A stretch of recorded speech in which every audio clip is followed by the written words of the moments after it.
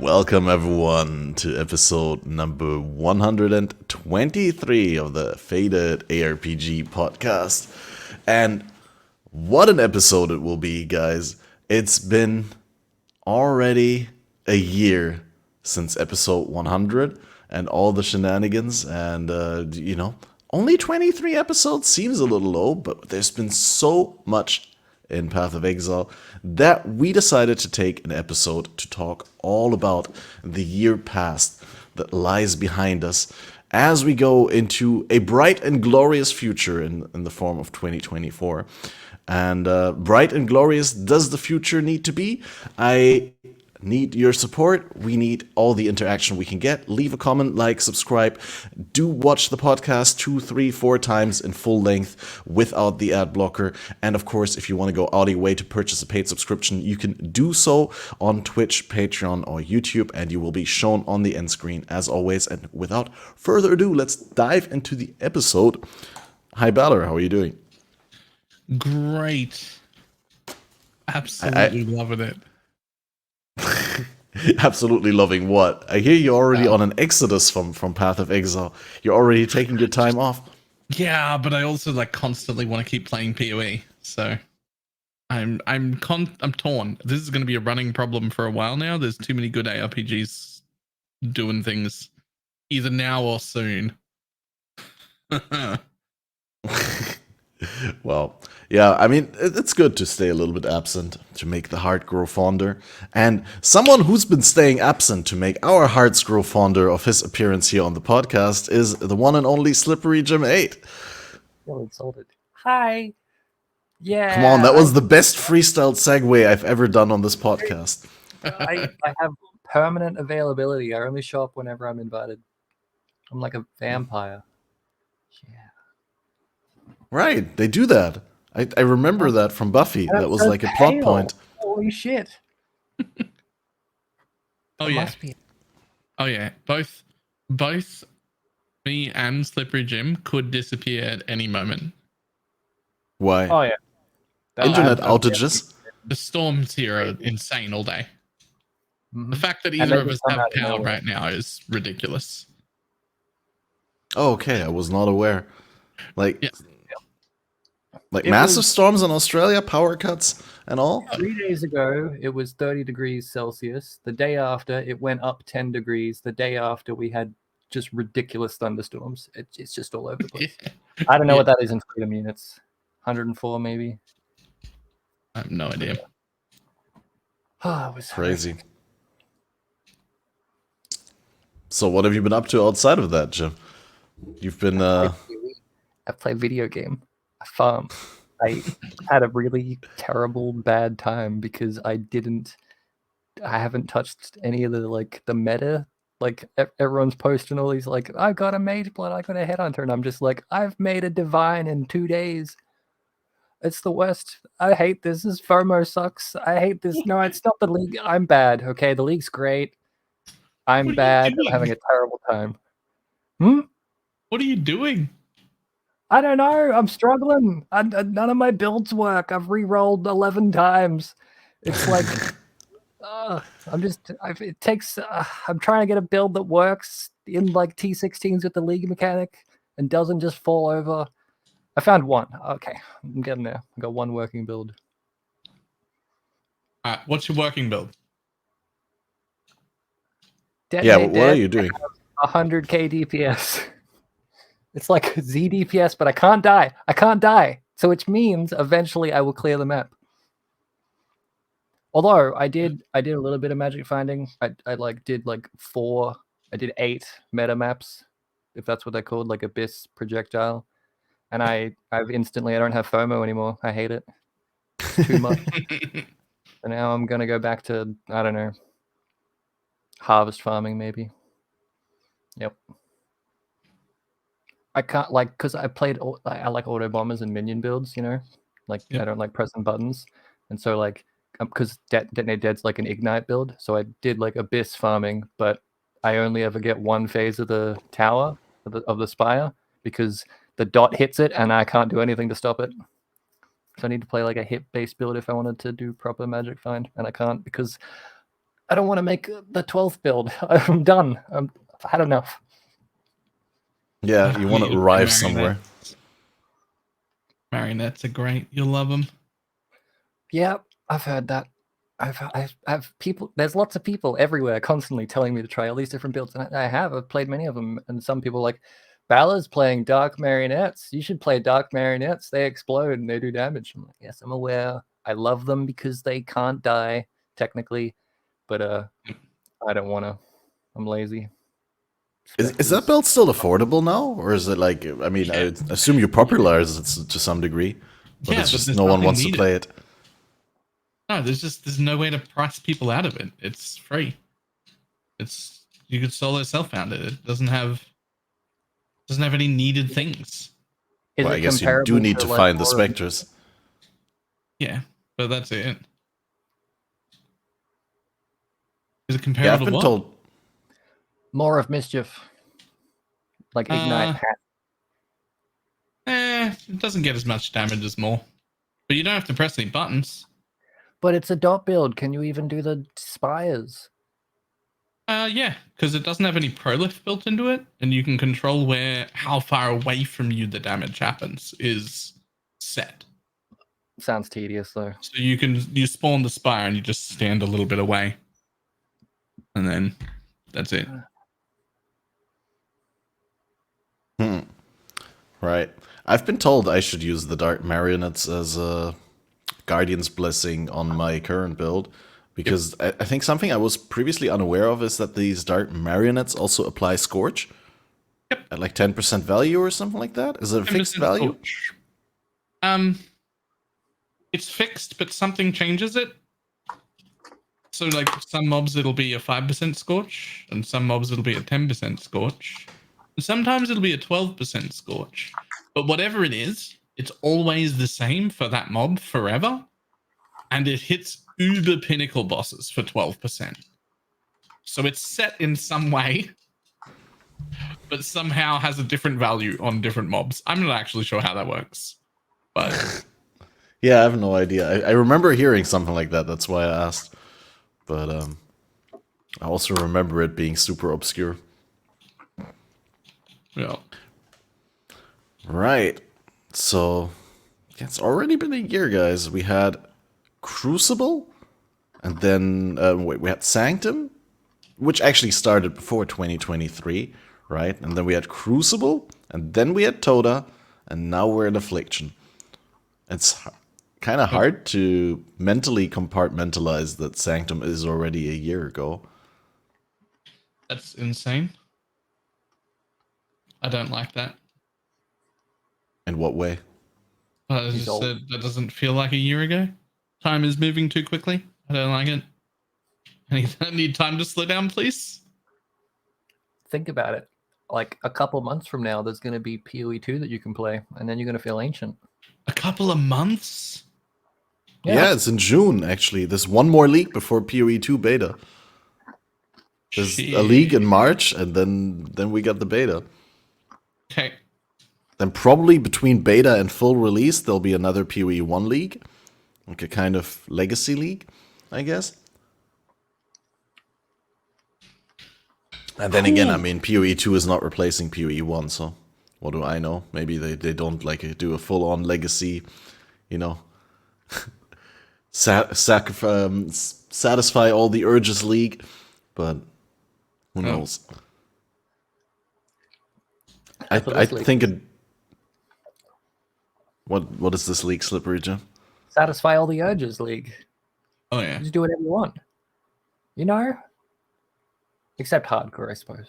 I don't know. My next project is just going to be doing the full juice style strategies, except in tier 16 and not in MF at all. Just to be like, see, you can make like 10 div, 12 div, 15 div an hour. You don't have to MF. You can play any build you want. Yeah. You can just, it's fine. You just need a mage blood first to get it viable, right? No, I'm in a private league. I don't have access to gross stuff. Although we do have like 2 or 3 headhunters lying around and a mage blood. But it's a mage blood. I don't own any of those. I don't own it. I don't have access to them. Right, Phil. But it's your league. You could just go, "Hey, I need this," and someone will go, "Yes, Balor." I mean, they'd probably let me make a video with it if I wanted to, but that feels pretty disingenuous. That's the Balor style. Disingenuity. Disingenuity? Word. Disingenuity. Yeah. Is that the word? I It is guess now. I don't know. I'm not an Englishman. You don't have any of these limits of like all this learning. Well, you learned English. Hey, you know what? You're like English second language, are you? I didn't even. How did I not realize that?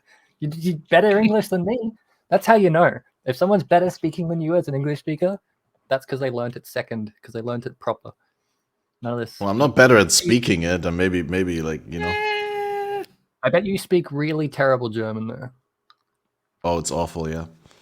Yeah, exactly. That's how it works for us English speakers for English and every other language because we're lazy. No, it's just I don't have practice. Like, I don't speak German at all. So, like, when I speak German, it always comes out very clunky and awkward because I just don't have time to, like, practice it. But, I mean, no, the grammar is good. It's okay. I can't complain. Do you ever like talk with another German-speaking person and then somehow catch yourself saying English words to like describe something? Oh, yeah, all the time. Like, we make fun of it, like, using Anglicisms, I think is what we call it. Yeah, you know, like just importing English words just straight into German and like inserting them all the time, dude. Yeah, you know, you can make like a German sentence and it like consists of 70% English words. It's crazy. What was the last question that I talked over? Sorry. Do you ever say Path of Exile words in real life with normal people? I've done it a couple times, and half the time they can pick up on it. Like I said, crangled once, and they're like they kind of got it, but I don't, not fully.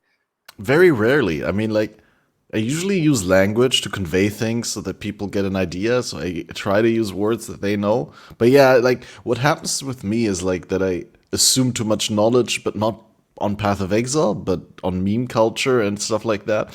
So I'll accidentally use like Twitch emote codes. Like I say Kek W or LOL. Omega LOL. You said Kek W to like the grocery store workers? No. But I said easy clap to my little sister. And she adopted it, even though she didn't know what it means. Like, she also says easy clap now. Yeah, my niece and nephew, they say yeet, but they scream it as they do from the meme videos. So anytime they're putting something away, they just scream yeet and like throw it into their cupboard. It's horrific. I hate the new generation. That's great. I love it. Something. All right. And so I have a number of things written down, but my first thing is, what's your favorite Val skill that was introduced in 2023? If you have one.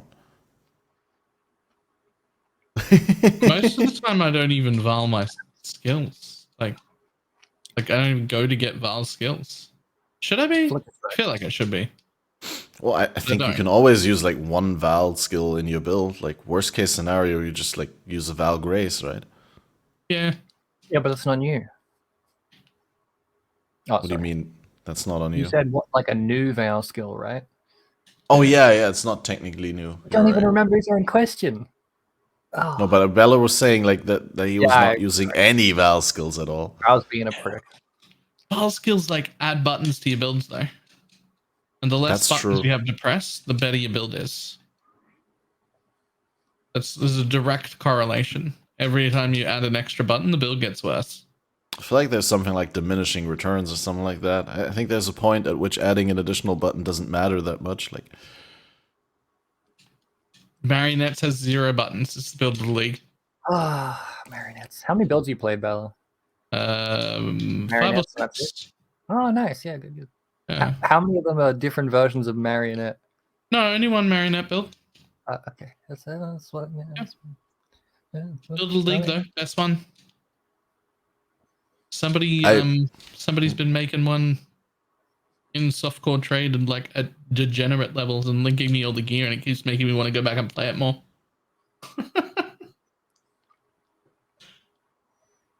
That sounds good. Drag is my favorite, by the way, Catmaster. What is your favorite? Valve Flicker Strike. I've never played it. I just like the concept. Press button and then disappear from screen and reappear somewhere else, and shit dies.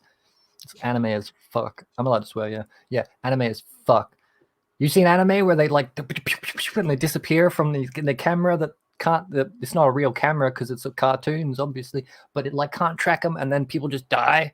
Oh, it's like Flicker Strike, but better. Sounds like Master Yi from League of Legends. Haven't played it. I'm gonna play League of Legends and play whatever the hell you just said, just so is he got Flicker Strike? I'd pay money for that. It's Slippery Jim learns League of Legends stream. Oh god. I think I know a dev. Not that they'd be able to give me anything. Is there a League of Legends dev? Yes. He's a POE scammer or an ex League of Legends dev. He when he wants to buy something that's 10 div, he starts, instead of saying the whisper that's 10 div, he starts with hello, and then he tries to make friends with them and then give them a sob story, and then he gets it for like 2 div usually. Yep. He's a terrible person. League of Legends dev trying to scam people out of their money. Classic League of Legends. That tracks. Yeah, works out. Yeah. Well, so I'm just looking at the list, and I want to say I'm somewhere in between Val Animate Weapon, which was added in Crucible, and Val Caustic Arrow, which I believe was added in Sanctum. I'm pretty sure. But yeah, Val Caustic Arrow is just like insanely huge base damage on the secondary chaos damage over time, and like a nice strip, right? Like it's not like a spot like the regular caustic arrow, but you just shoot it and it goes, lays out a nice, well, I want to say red carpet, but it's technically a green carpet, right? On which the monsters degen, and it stays around for quite a bit.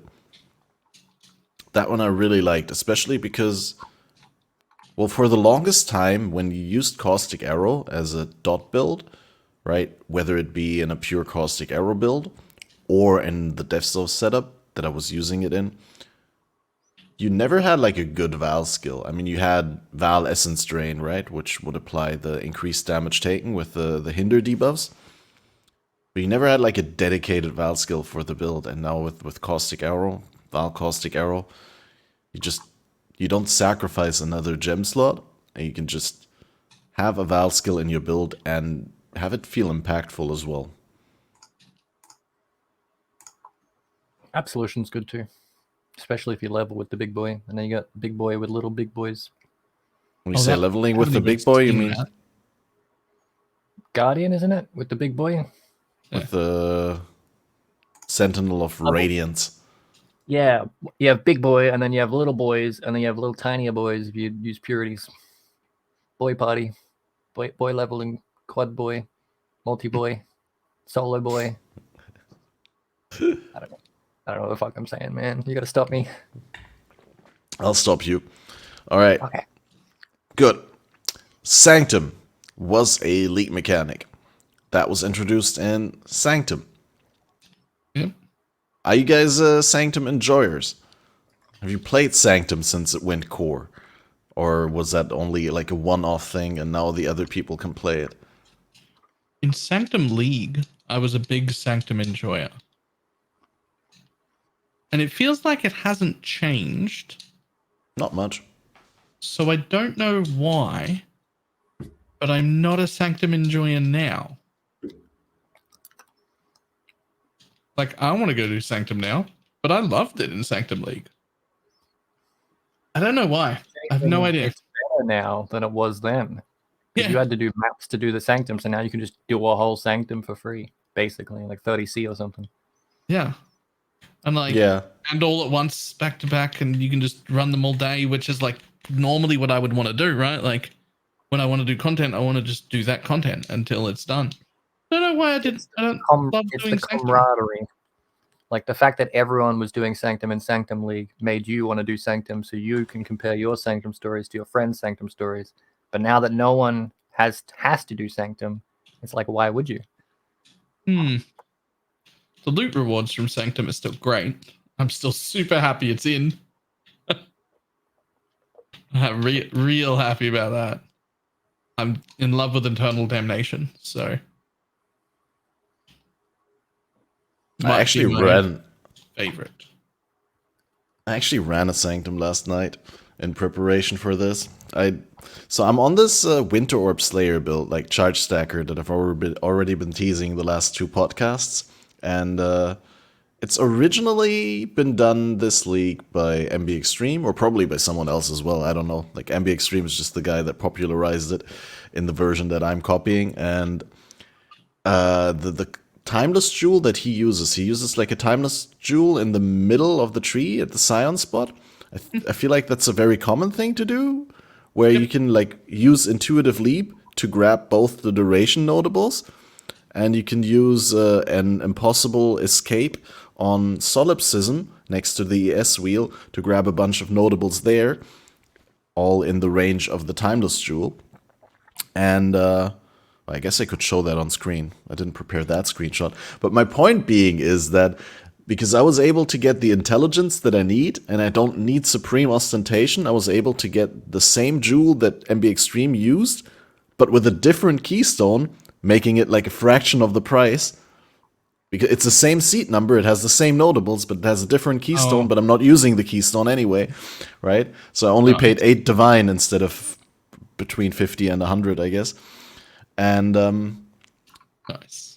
what did I want to say? Yeah, I thought, Winter Orb Slayer, charge stacking. I'm super mobile, right? I can do a lot of damage without standing still. I mean, I do have to stand still to channel the Winter Orb, but I don't have to stand still to deal my damage. I can run circles and the Winter Orb will just periodically throw out the projectiles, right? And so I was like, this might be okay for Sanctum, and at this gear level I also have pretty okay damage. So yesterday off stream, just ran into a Sanctum, and I snowballed myself into like finishing the Sanctum. I had like 9 resolve for the entire second half of the final Lycia fight, and I was so scared that I'd lose it all, and in the end I got 4 Divines and 2 Exalts, and was a happy cat. And yeah, just like you, Balor, I just wondered, right? Why have I not played any Sanctum? Why am I not playing any Sanctum when it's now permanently available? And I'm technically an enjoyer. I would say this league is just because mapping is so ridiculously good on every mapping character. It's just like mapping is fun again for the first time in many leagues. Just going into a map. No prep work, no nothing. It can be Alc and Go maps. They're all fun. So I would say that's the reason. Except that it was in last league and I didn't want to do it then either. So yeah, last league was a huge source of currency for many people. Yep. It also got harder, like Sanctum. And so like you could get 30%, well, 80% of the way through and get shot by like a random rare monster and you just hate your life and you hate Sanctum all of a sudden. Oh, maybe not you because you're hardcore, I don't know, but very scary. I haven't been And hardcore in like years. You're the hardcore guy in my brain. What can I say? That room that's like with the little candles on the floor that tell you where a meteor is going to come down, and you walk in there and there's 50 meteors and any one of them could end your run. Sanctum's scary. But you should play it though. I had those rooms twice and I never lost maybe I'm just a god in human clothing. Good build. No, but the thing is, like, yeah, they did increase the number of rare monsters. They made it so that in certain rooms you have to full clear in order to progress, and they also made it so that the rares are harder, right, and the uniques. But they also made it so that defenses are now actually affect your run. So like evasion and armor actually do something to protect your resolve. And I don't know how much it is because I've only run that one last night, but there was certain situations where I thought, oh my god, I'm going to lose a lot of resolve and inspiration here, and then I didn't, right? Because I guess my character just evaded and avoided the resolve loss. I have no idea. Wow. But yeah, I'm definitely going to try out a little bit more with Sanctum. Another thing that we could talk about, but that's been mostly memed on, and I don't want to be a negative Nancy, but Sanctum is also the league that there was the addition of the game mode Ruthless, which do we consider that a successful experiment in retrospective? Yeah.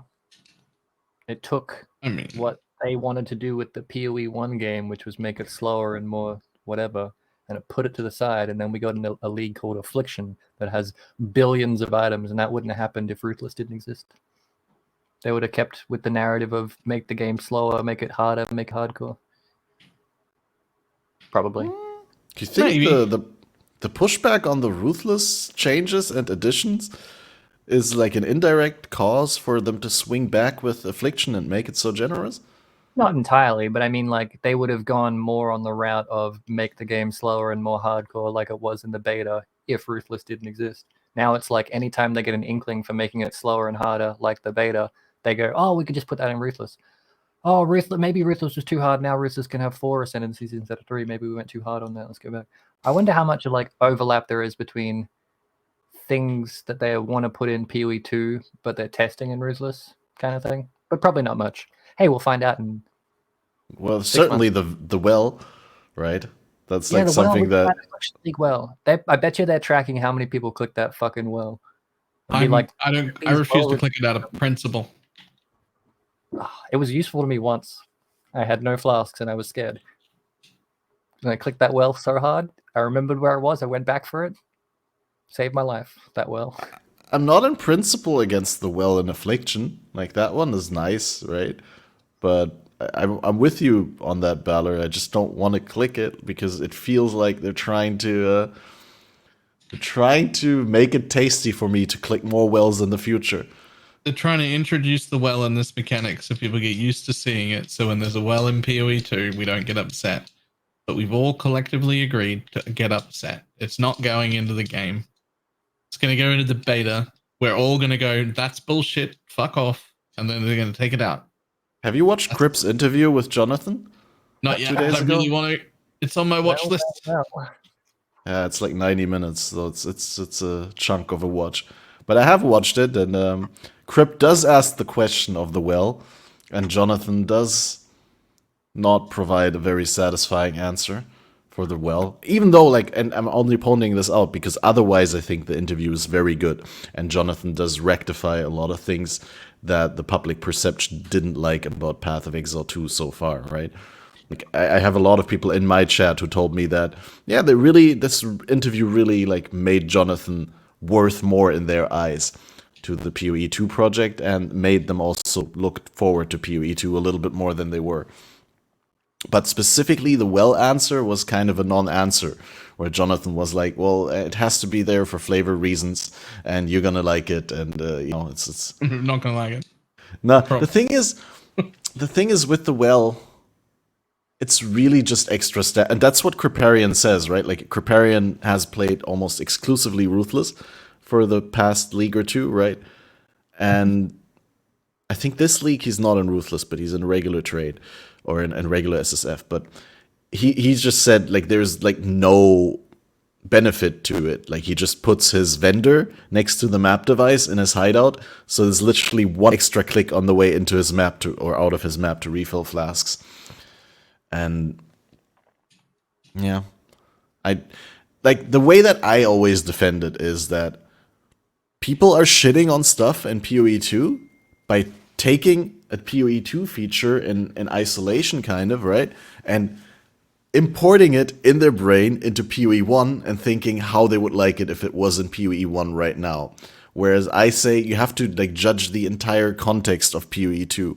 And yeah, right now, if instead of going back refilling my flasks, I had to go do extra steps and click a thing in town, I would very much not like that. But in the context of PoE 2, it might be not as bad as I think it is now.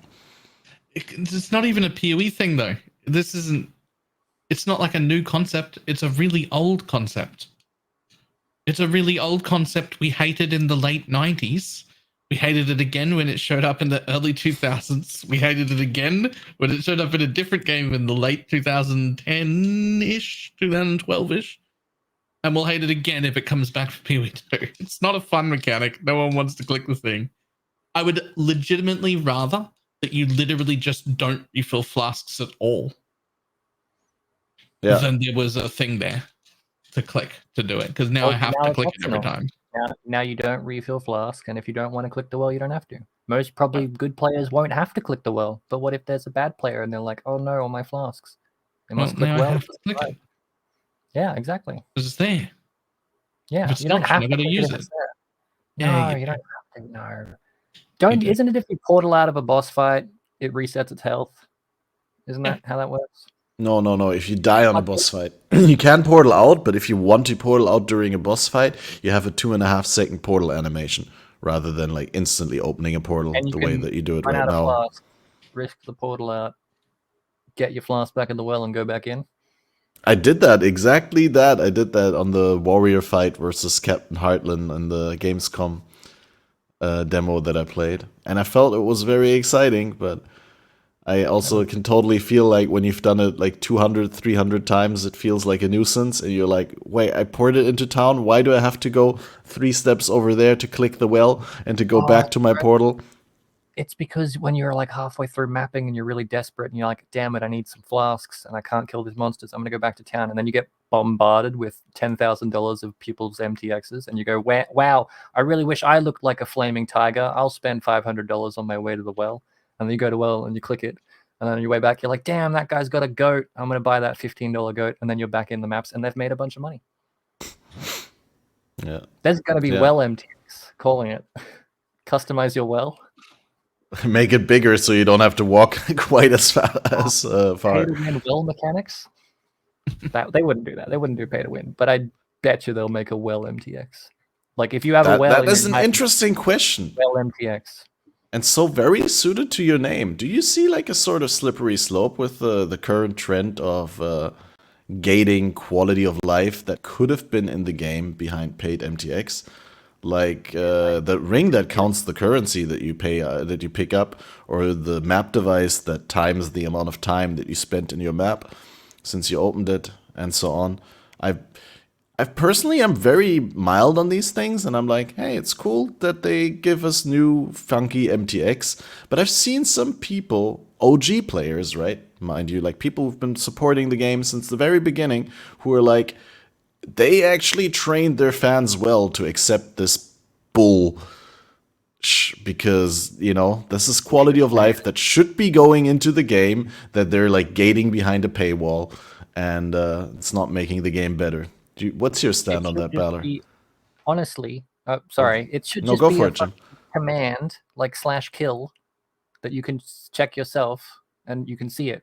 But if they want to have a version you can link in chat, make that a MTX. So you can have both the quality of life for the players and the bragging rights for the MTX. But no, it's just an MTX. Because fuck you, give us your money. That's fine though. They're a business. They can do whatever they want. It's their game. I don't care. But like, it's literally like they're just extracting something that could be a command and putting it in an MTX slot, and it's in a loot box. It's in a fucking loot box. When did gamers get so complacent with that shit? And then when it's not in the loot box, it's going to be a $60 fucking wing MTX or something. Like, god damn, I hate it.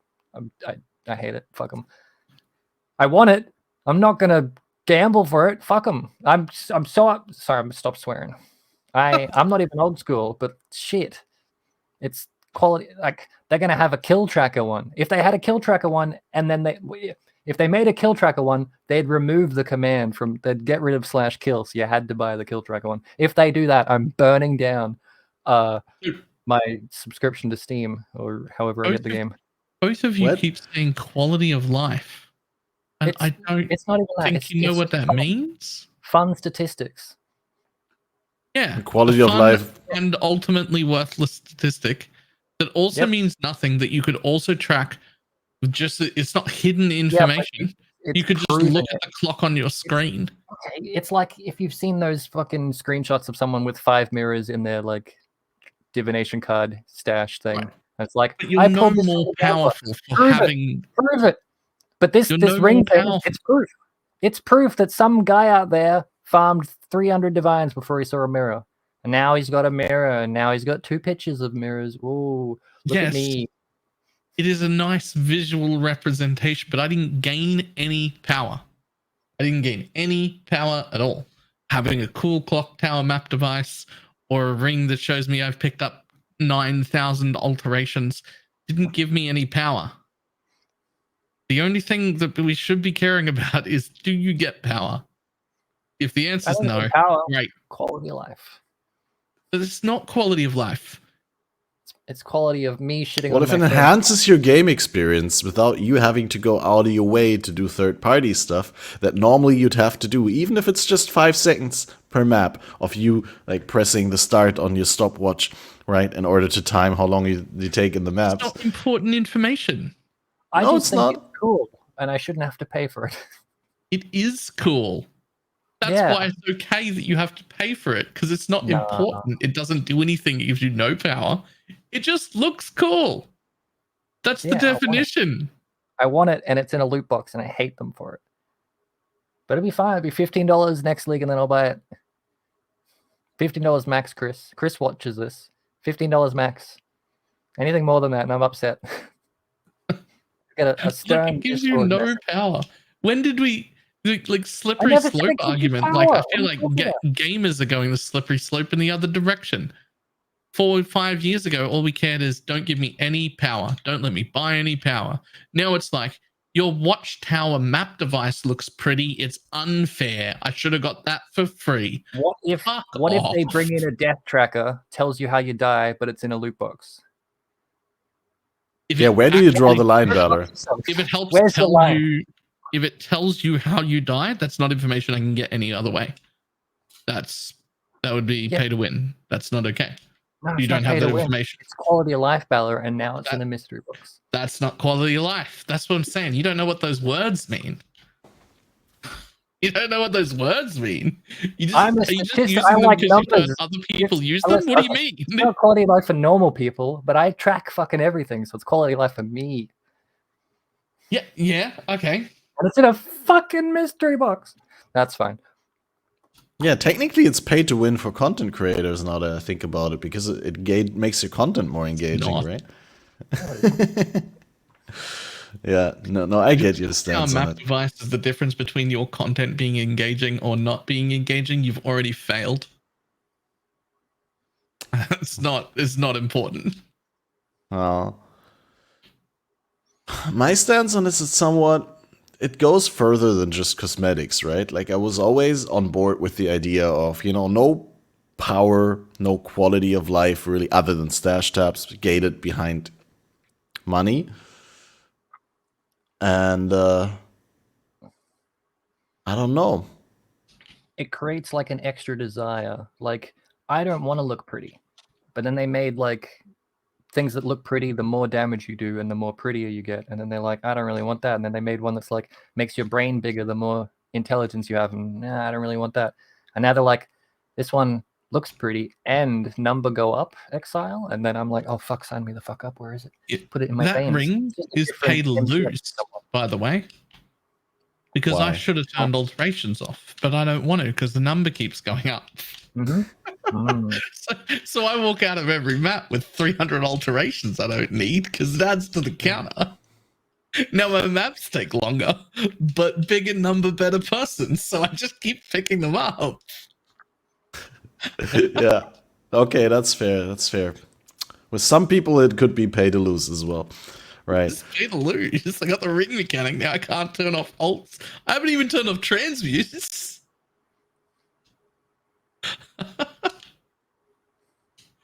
Yeah. No, I'm just like I observe the conversation around these things very carefully, and like personally, if you told me that this was the way that they go back in the day, I mean, I kind of was always sort of already against stash tabs as a thing. I just understood the necessity, right? Like, you can't sustain a game on purely optional cosmetics because there's a lot of people who don't have money to buy a game and who still want to play a lot, and they'll obviously not buy the cosmetics, but you can't just operate a game on nothing, right? They did need to create some incentive for people to, at least at some point in their PoE career, pay money for the game in order to fund the ongoing development and future development and all that. So I always thought of stash tabs as sort of like necessary evil kind of thing, and like the least possible evil.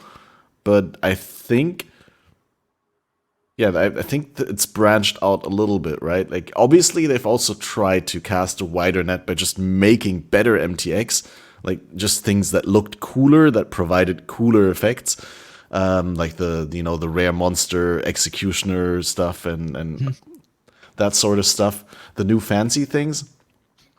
But I definitely think, and I'm not sure whether I should call it a slippery slope, but I definitely think they're going further and further to test, like, how far can we go in creating this, like, want or need in the players to have this, where it's, like, providing you things that go beyond pure cosmetics so that people are actually going to buy it because, at a certain point, if you've had 200 armor packs, like, the incentive to buy more cosmetics is not that great, right? And they do need to incentivize people spending money on the game. Like, just how content creators do need to incentivize their audience to pay for the free content that they're providing. I don't know. Not only do I not think any of those things are made to win, like, I don't think anybody's using quality of life correctly. Like, that's fine. It's okay.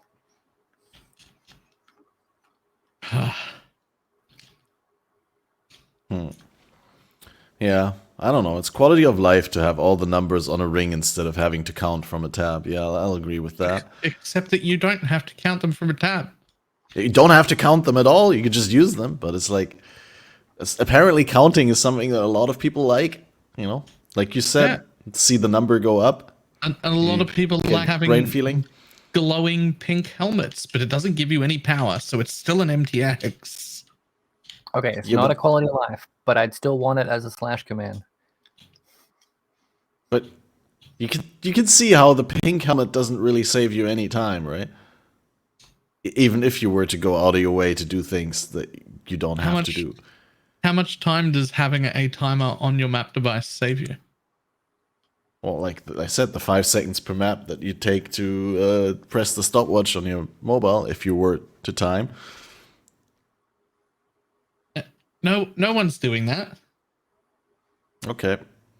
Yeah, no, I don't want to get stuck on this. Like, I just wanted to drive that point home again, that the goalpost here is, like, slightly shifting over time, and I'm happy with it, right? I like the game. I like the MTX that they've been bringing out. I don't find anything too offensive, but, it's definitely been pushed a lot further than it was when I started playing the game. We agree that the goalpost shifting. I just think you're the one shifting it, not them. Fair enough. Yeah, there's nothing in the MTX that I'd consider like pay to win or power or like any buying thing that everyone's against. Nothing. No, I'll agree with that. Totally. The worst thing they've ever done is that salvage box that got scrapped in about 2 hours or whatever. Yeah, that was one day, I think.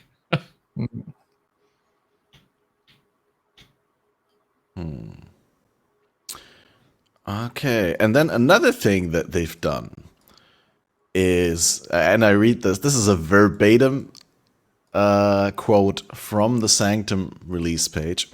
We've improved the Atlas passive tree so that players don't need to respec between mapping and boss killing and can invest even further into content that they enjoy. Do you think there's not a need to respec between mapping and boss killing? Is that a thing? That you can do mapping and boss killing on the same tree and not feel bad about it? Unless you're one of the 100 people who are actually doing Ubers, yeah. But if you're doing Ubers, then you still have to respec. But it's just talking about that little bit of, like, you got your tree for synthesis or whatever, and it's just that little extra bit on top that you spec into, so you don't have to unspec. It's like the travel nodes is the part you'd have anyway if you were specking into mapping, right? Yeah. I don't think it's like what I would want it to be of, like, maybe just give you 2 trees that I can flip between kind of thing. But even then, I would fuck up both of them and still respec them all anyway. I still just want a different tree for every character, but I don't know. It's better than it was. Yeah, that's fair. I love to have the ability to at least have multiple trees. Maybe not one per character, but have 2 or 3. So you can have one for farming A, one for B and one for leveling new characters or something like that, where it doesn't feel quite as oppressive. I was going to bring up something else, but I lost track, so I'm going to skip that other thing. Arch Nemesis. That was also the goodbye to Arch Nemesis, where they gave up the color-coded Arch Nemesis name mods and replaced them with like white descriptions of what the monsters do. I know we've been dogpiling on that for a while. I don't want to go too deep into it, but like, how do you feel currently about rare monsters in Path of Exile?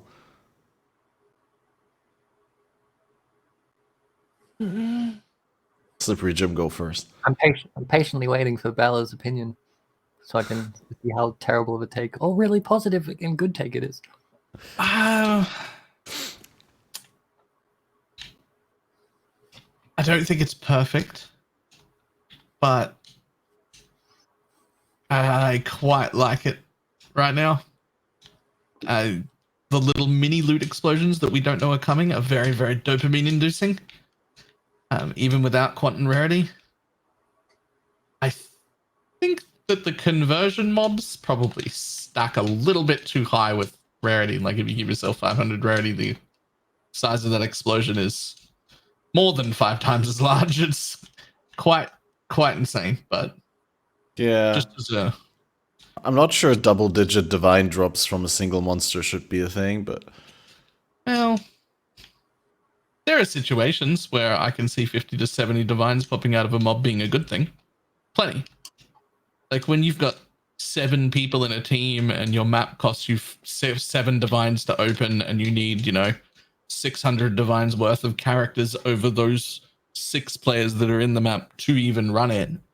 Yeah, okay, you've gone through the work to get 70 divines in a map, but when you can wear no quant, just put on the right gear, and then still get like 20 to drop from a mob solo, that's a little bit too much maybe, but I wouldn't say I'm upset about it. I just think it's like a little bit. I like that the knob is there. I think it's a great system.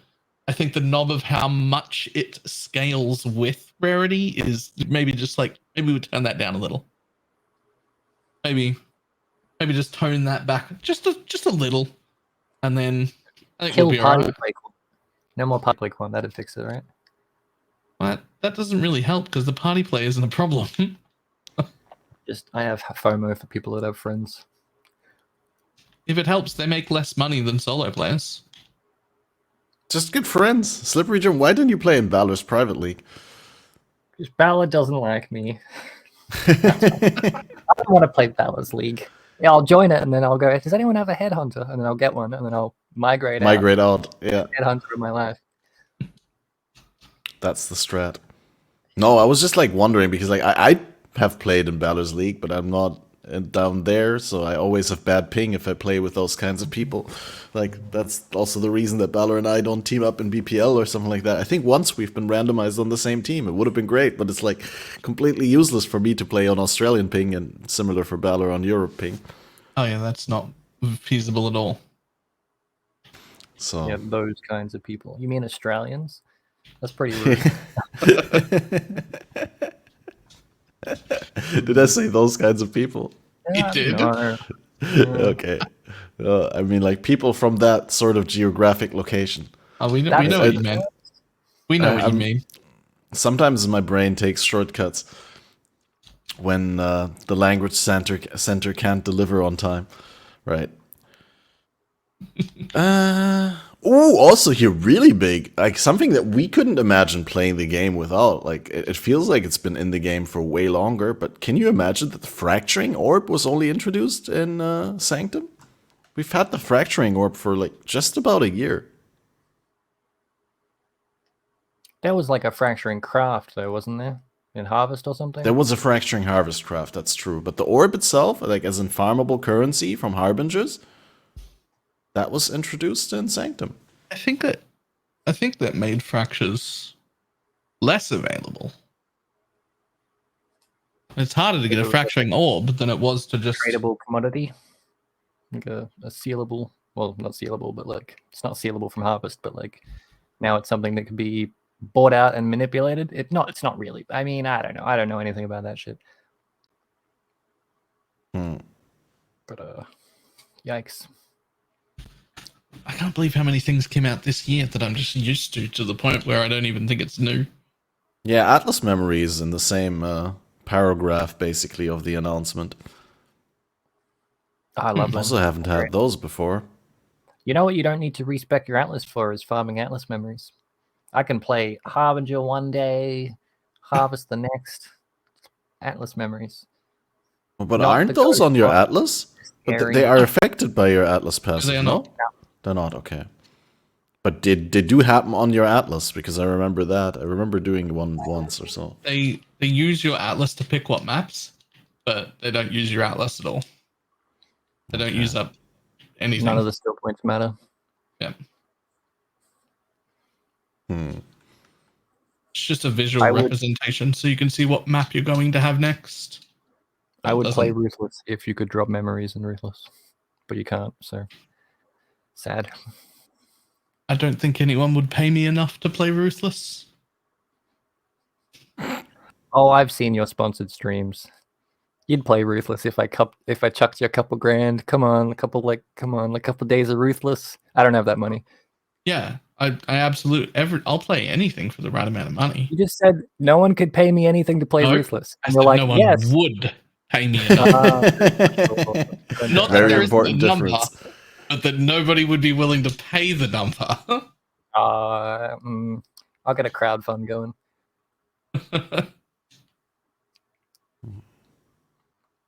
All right, and then we also had some incredibly powerful items added. We have to move on from Sanctum, so this is going to be my last Sanctum point. But we had Eternal Damnation, right? Progenesis, and Nimbus, and Aurea's End, the Steel Mage Flask. And I think there's a number of other memorable, because this is when all the race, boss kill, reward, unique designs were integrated in the game. Do you have any like favorites there? Any standouts? Anything that you think is disgusting OP? Amulet. Amulet's my favorite. What's the amulet? Wait, that's the Eternal Damnation, right? Mm-hmm. God, I'm gonna bring that one up. That one is the one that changes, if I recall correctly. Oh no, that was the ring. Yeah, this is the elemental damage reduction equal to half your chaos resist kind of thing. Yep. Pathfinder being my favorite class, 100% Fizz taken as, and then use that to lower your damage a lot more. It's just really nice. For a short moment, I thought you were talking about Original Sin when you first like said the amulet, but obviously Original Sin is the ring. This does stand out more to you than Original Sin. Because Balor, the fan of defense. Damage. But I can already get so much damage that I can do everything. But what I need is to get so tanky that my Pepega ass can still kill things. I can easily get that. I like order bombing, so the Aurea's Flask is the best thing for me.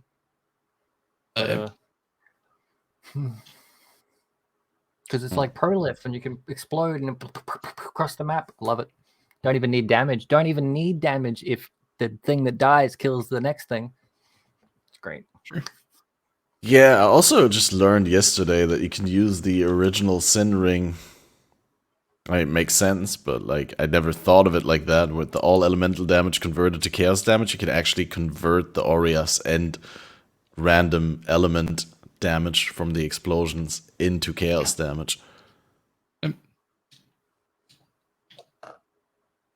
Just the flask gets like a lot of, it excites a lot of people, but there's like so many different ways for me to get explode. That was just another way to get explode. It wasn't exciting. Well, it's exciting because it's a way to get explode that is available on builds which have previously not had a way to get explode. Well, But it's not exciting something for new. Valor, but exciting for a lot of other people. Yeah. I'm excited by something that hasn't existed before. Right? Lowering my elemental damage by a percentage of my chaos res is not a stat that doesn't exist anywhere else. That mechanic wasn't a mechanic, and now it is. Monsters explode, that was already a mechanic. It's cool flask, it's very good, it's very strong. It's a very strong delivery method of a version of explode, which is something we've already had for a long time. So, not exciting. Powerful, but not exciting. Yeah, it's safe to say that Sanctum has left an impact. What's your favorite Catmaster? From the uniques? Yeah. I'm gonna do like a underdog take, and I'm saying none of the uniques. I like that they added the explicit mods on jewels for the ailment mitigation, right?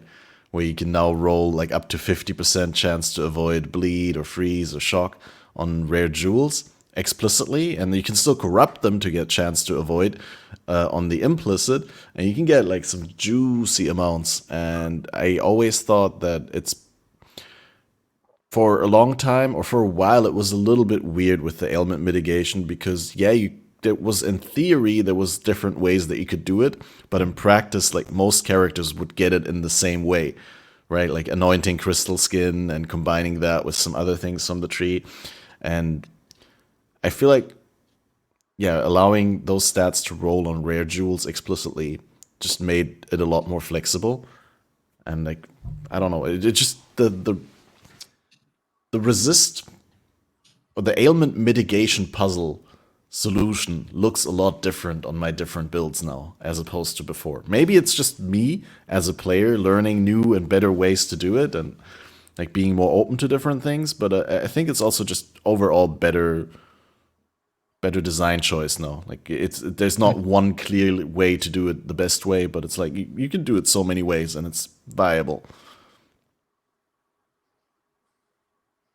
I thought I figured out a cool way, but it turns out it's terrible. The reduced ignite duration, so make everything have reduced duration, but it turns out monsters can just get increased duration on maps and stuff, and then it just completely negates the whole thing, and I'm like, oh man. Yeah. This is That after I needed to be publicly less. announced that I am the best person in the world for discovering such a thing that was already well known. Yep. Got shit That on needed for that to be one. less. So trash jewel, that one. Storm Shroud's Yeah. fine though. That's I only lost 300 divine corrupting reduced ignite duration jewels to try and get another reduced ignite duration implicit before anyone told me that it was a shit idea. I mean, because you could, if you get enough of it, it does work. Yeah, you could get 200% reduced ignite duration theoretically, and then maybe 100 would only counteract it back to 0. Yes. But when Storm Shroud is 40 chaos, it's probably a pretty bad idea. Yep. Yeah. Also, there's some individual mods on rares that have 150% increase, which could go with the map mod. So that can go up to 250% increase. And then you want to be truly immune forever, you're going to need 350% less. Also, playing a Fulcrum Reflect Ignite build means I probably shouldn't get reduced ignite duration, because that will just brick my entire build. True. I'm very smart. Yeah. I appreciate like the finer things of wording in Path of Exile, and like that those things work like all slightly differently. But personally, I think there should be like the stats between like getting 100% chance to avoid should not be the only way to get immunity. Getting 100% reduced effect, and it should, like you said, be less effect and less duration, right? So that when you get it to 100%, you're guaranteed safe from it. I'm not sure how I feel about the, it working different on ground effects, right? Because if you have like 100% reduced effect on shock ground, it works, right? But if you have 100% reduced duration, then on ground, because the ground effect doesn't apply the effect with a duration, then you're still not immune. So, yeah. No, I'd like it if it was a little bit more consistent between those different stats, because, yeah, I like there to be more solutions to the puzzle. But it also is a great way ultimately to teach new players about the wording and to be very, very precise with wording in Path of Exile. Yeah. Okay, moving into Crucible. League mechanic, channeling, powerful weapon trees, the Forge of the Titans. How fondly do we look back on Crucible? It happened. Best League of the Year, Slippery Jim? I don't remember anything apart from like there's a zigzag map, and you just ignore everything and you touch the thing at the end and you get disappointed and you go again. Yep. That was bad. I have nothing nice to say about Crucible. There were maps that sometimes dropped fractured items or pre-Crucible trees, and they were interesting for about 10 maps, and then I stopped playing. Yep. It was no. I have nothing nice to say about Crucible. I think it was one of the worst. It was a terrible in-map mechanic. It was Didn't you horrible. like holding It didn't button have any down while gameplay. stationary? It didn't have any gameplay that was engaging, interesting, or intuitive in any way. The end game content map was something that it was the correct thing at all times to do, to just straight up ignore. Like just run through to the end, not kill anything, not engage with anything. And then the process of building any reasonably decent tree was so tedious and boring and time consuming that I never even bothered to do it. It was like they took the opening the door mechanic from Heist and thought, damn, that'd be good if players had to hold a button to do that. Let's make an entire league mechanic around that. And then they did, and it was the shittest thing. I think that's the best description that I've ever heard of Crucible League. What it is? Yeah. And when we can just chop that up as a learning opportunity. Everybody learned that we didn't like that, and now we won't do that again. I mean, it looked cool. It was very like I love the aesthetic. That was the one good. That's all it had going for it. Nice. Yeah, that's a positive thing we could say about it. Yeah. No, I actually kind of also like the weapon trees in concept and the way that they did provide a little bit more power to melee or to weapon users than they did to casters, which is kind of cool, but ultimately too good on bows versus too bad on melee weapons. Yeah, the Forge of the Titans, like, really, really big miss. I agree with what Balor said, 100% there. Like, having an endgame encounter that is that hard, then doesn't drop any rewards, and doesn't even require you to kill the monsters in order to get what you opened it for in the first place, which was these crafting benches. Yeah, that wasn't great. Nope. And then on top of that, like, we don't remember this because we kind of already successfully repressed the memory, but another slap in the face of the ambitious Path of Exile player at the time was that there was the addition of the Uber Exarch and Uber Eater and a number of other Uber versions of bosses, I believe, but the competitive boss kill event on League Start was in Ruthless HCSSF. Oh yeah. I was wondering where this was going. I didn't remember that. The one time that they forced every person who wants to compete into Ruthless. And it ended up...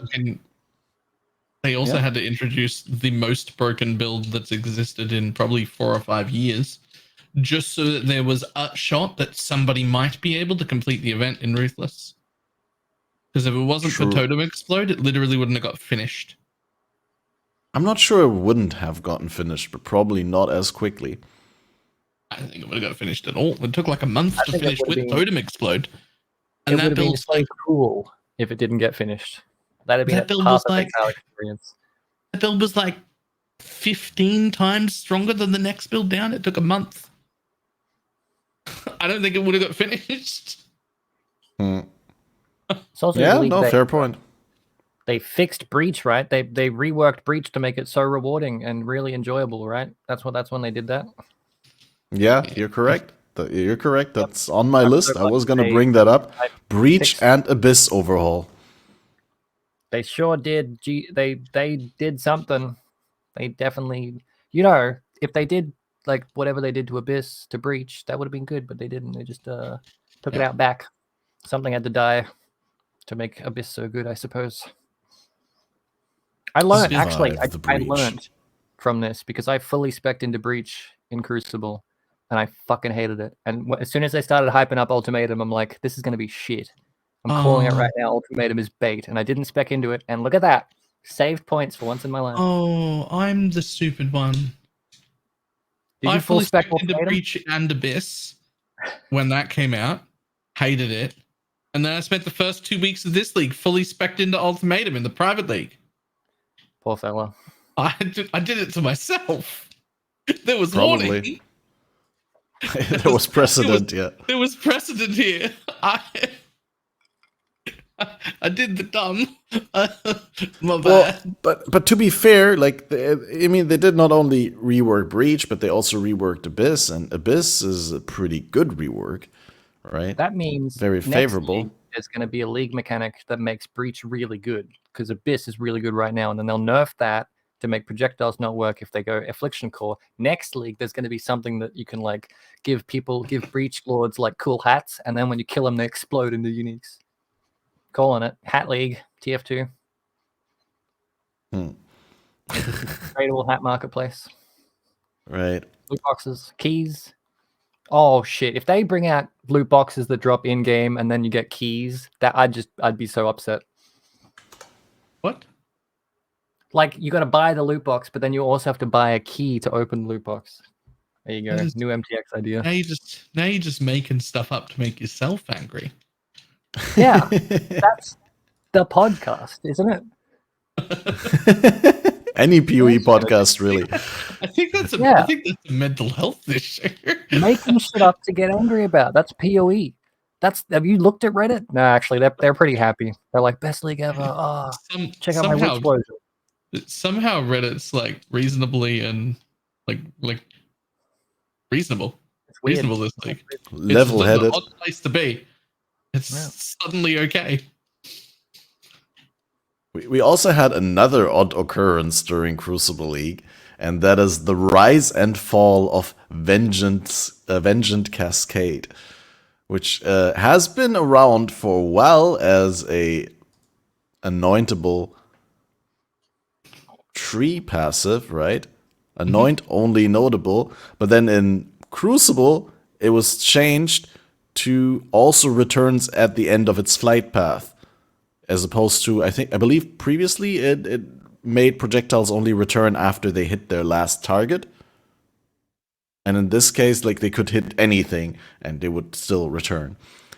And then everyone used this notable passive skill, which was anoint only, and then right the league afterwards, it got terribly nerfed, where it didn't do the projectile returning stuff anymore. They introduced the returning projectile support skill instead, and this notable, which is still anoint only, now only grants 150% increased speed to returning projectiles, which made it so that instantly, from one day to the other, no one's picking it anymore.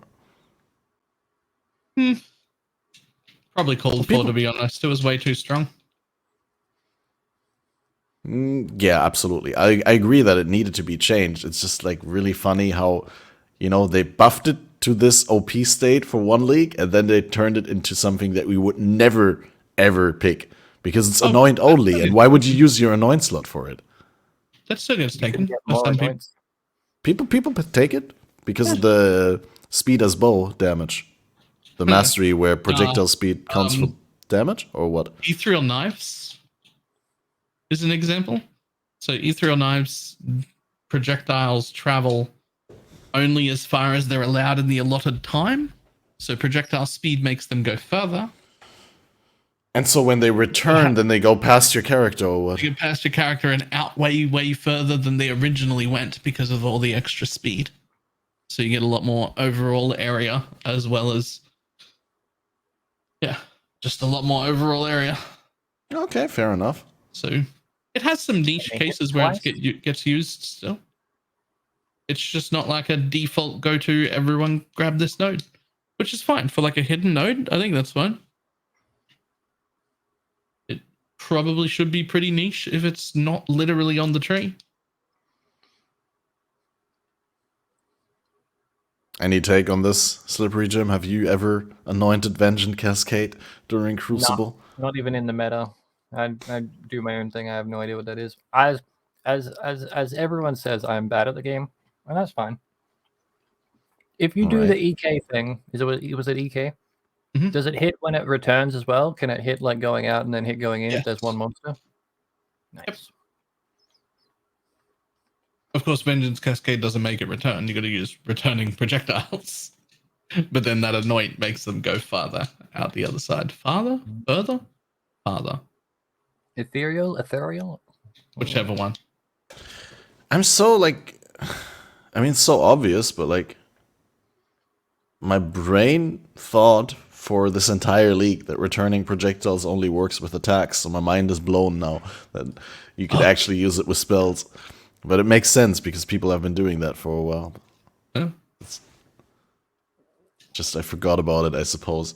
Well, another addition that wasn't there before Crucible is the Atlas gateways, which connect locations on the Atlas passive tree and were somewhat promising in their original concept. Now, do you think they're still useful the way that they're implemented currently when you're trying to make an Atlas passive tree, or are they only ever picked to allow access to the 7th gateway? It's very rare that somebody sends me an Atlas tree and they've taken it and it's the correct thing to do. Normally, I take it out and save them a passive point or two. So I think that they're in the correct locations and that they're really good ideas. And I think they need to literally not cost passive points. Neither of the gates should cost you a point.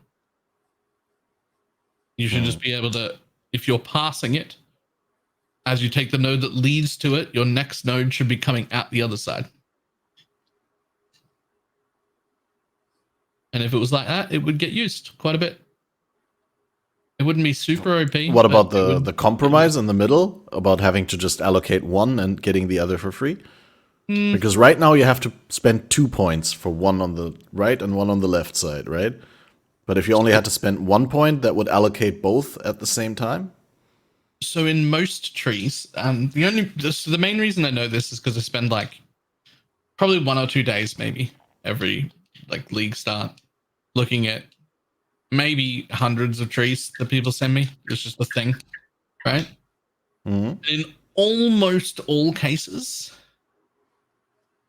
taking it off saves you 2 points. So if you make it only cost 1 point, then in almost all cases, taking it off will save you a point. The thing is, it's more than that because it seems like, oh, but you've only, well, okay, so you're going to save 1 point now. But it's not just that. The 2 travel nodes that you took in its place also had stats on them. They were travel nodes that had something. Fair, yeah, true. I think it actually has to be 0. It has to be free. I saw a really funky tree that pathed in on the right bottom one, came out on the left, took a beyond one, and then went up to the one above that, like the middle one, and then came out on the right again. And it was efficient because they were like, I need this and I need this over here on the right. And I'm like, what the fuck is it? It saved like 2 points in the grand scheme of things, but blew my mind. Yeah. Big brain gaming. Okay. Are you ready to have your mind blown again, though? Another revolutionary thing that we take for granted now has been added to Path of Exile in that very same league, and it's the Mana Forged Arrows support, without which we probably wouldn't be playing bow builds as much as we are, right? This is like, well, I mean, yeah, still at the top end, but like, this makes it so easy to include automation for bow builds that I can't think of any bow build that doesn't use Mana Forged Arrows. It just changed from everyone has a Ballista Totem setup to everyone has a Mana Forged setup. And a Ballista Totem setup.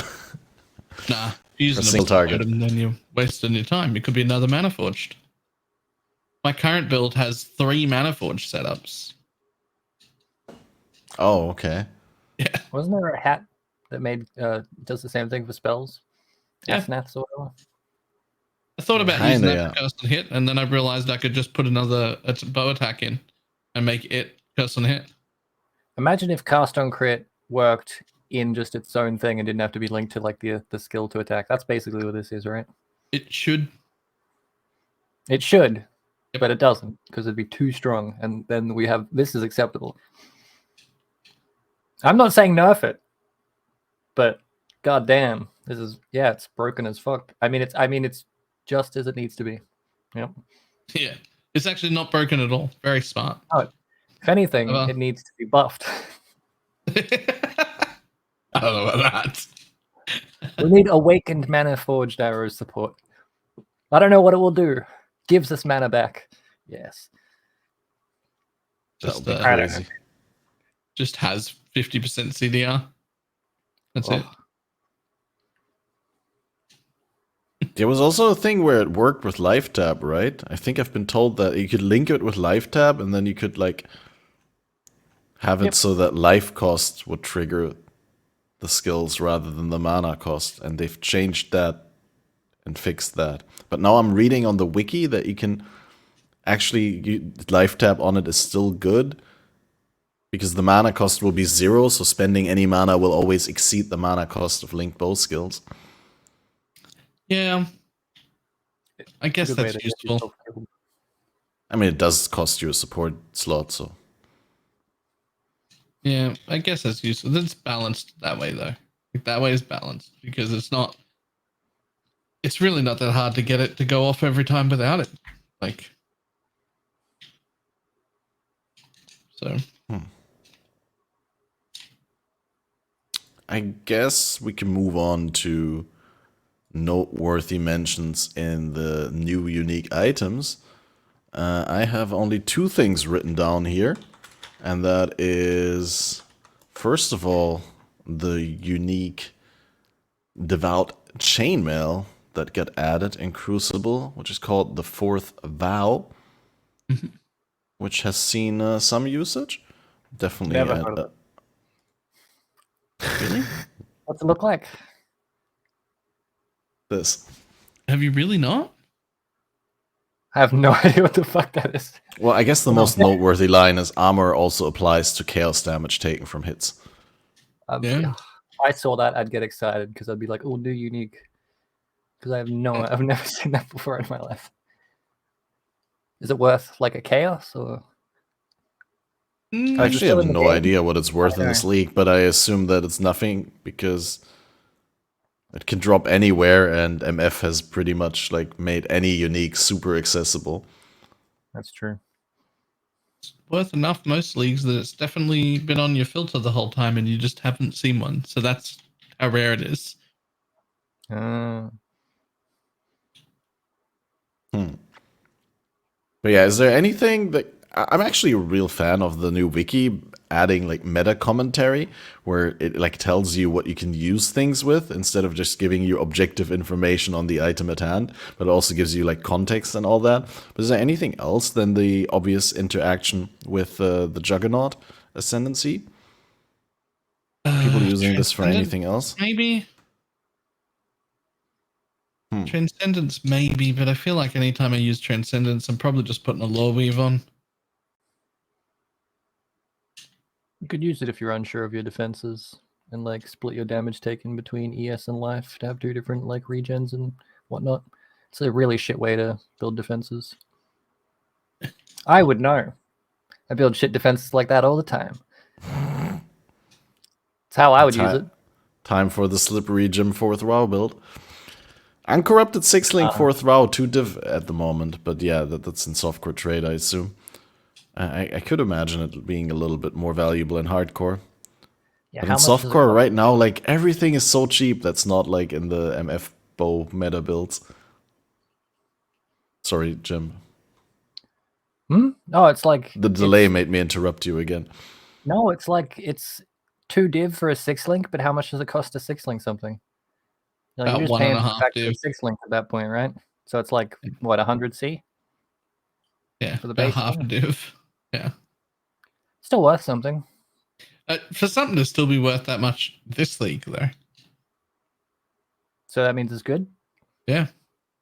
That's pretty impressive. Never heard of it. Right. And we have another one, and that is the unique bow that got added that time. The Widow Hail. You remember that one? It's Oh, purple right. and it looks like leaves.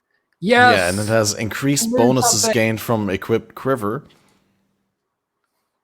And at first I looked at it and I was like, well, it doesn't really have any base stats of its own, so like how good can the stats that you get from your quiver really be, right?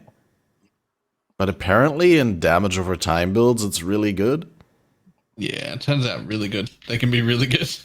If you have like 250% increased Yeah. bonuses, still, I mean, you're giving up stats on your bow, so you're not running your typical +3 bow with chaos dot multi and all that, or any dot multi. So you have to like craft a different chest piece to get your main link there. I would I have assume. no idea because I don't build those builds. But I do know it's getting used a lot. I could certainly see using it with rearguard and hardcore, dude. Dude, getting all that block for free, basically. Mm. Of course, also Soul Strike. I haven't even thought about that. Yeah, that's massive, dude. 160% faster start of ES recharge. Wait, 280. Oh yeah, because it's 250 increased. Wow, dude, that's The crazy. combination with Scorpion's Call is good for leveling as well if Scorpion's Call still has a low eye level requirement. Nope. Never mind. No. What was it? There was something like... I maybe mean, at it level just because putting on 61, a 200 Scorpion's life Call per gave second. you a big bonus in POB with Blood and Sand. I don't know. It doesn't have a level requirement, so you could literally like use it from level 4 with a crag hit and get like the massive stuns, right? Get like 500% increased stun duration. 700% it says here. Wait, why does my brain not work correctly? 250% increased. Oh yeah, 257. No, 700% increased stun duration from Crackhead in combination with a perfect Widow Hail. I was making a Eye of the Great Wolf joke, I'm sorry. Yeah. 1,000% increased? Sorry. Are you doing Eyes of the Great Wolf joke? Yeah. Classic. Sorry. Yeah. I can't remember the thing with like Scorpion's Call. It's like some weird interaction with you could use it while playing a melee build and it still gave you the bonuses. I don't know. Don't worry about it. I play bad builds, just ignore me. I guess that might have been true that you use it with like unarmed builds, but yeah. So that was all the notes that I had for Crucible, and we can move into Toda. But before we move into Toda, we could like quickly look back on ExileCon and Gamescom PoE 2. Maybe some takeaways from the interview with Jonathan and Crip. But I guess, have you watched that, Jim? I haven't seen it. No, then we'll cover it when I read you the and the guests to see. entire closed captions, but I didn't watch it. We read the closed captions. Okay. Yeah, but some interesting stuff in there. Yeah. No, I thought it was a good interview, but I didn't specifically write down a lot for that one. I was like, Oh, you want me to get my notes from the closed captions? do you have notes from the closed captions? Hey, if there's something that you want to talk about, then we can do it. Otherwise, I would have said Balor hasn't seen it yet. I will just talk about it in the next episode. I was mostly just skimming to see if there was anything interesting. It was mostly the only thing I really noticed was what you said about like portals being 2.5 seconds if you're in a boss fight. Let me have a look. See, you. I'd be interested in what a slippery Jim considers noteworthy from that interview, right? That's but like exactly we absolutely don't have to do that topic because we've already done a really good job at milking the topic list, and we already only have half an hour left to cover Toda and Affliction. So, oh man, we're going to talk about Toda for so long. It's going to be crazy. Like, Well, What 10 even- minutes. What can we not talk about? Toda was great from a lore point of view. There's tons of great NPC voice acting. And Yeah, tattoos it was were a lot of universally liked. The only thing is, I think tattoos, maybe not the like specific limit ones like one proj and stuff, but like just basic use of tattoos, I think could have stayed core. They were actually pretty cool. But it's like the whole temporary power. Like tattoos have to go away for us to have charms this league kind of thing. Yeah, Or the charms would have been a lot shitter. I think a lot of the really strong tattoos would have gone. What I mean is, I like the ones that were like, hey, you could change a stat node and like one suppress, or change this 10 stat node into 4 all stats instead. Like that, like those ones. I feel like those could have gone core without too big of an issue. Yeah, there's definitely smoother and things available, like ways to fix problems that didn't exist before, which I thought was cool. But I'm not super upset that they're gone either. More busy work to fix builds. It would have ended up like catalysts. It's like, here's 10 things that you're not going to care about, and they're all worth a chaos each. And we gave them a box in Heist. That's it. at least catalysts are available now if you want to use them. Like, I don't know, I kind of enjoy like when I start to craft a ring, or when I start, to wear a new ring that I just bought. I usually have a decent amount of catalysts to apply without having to go to the market. And like, if I don't have them, I can ask in the guild and someone has the catalysts that I need.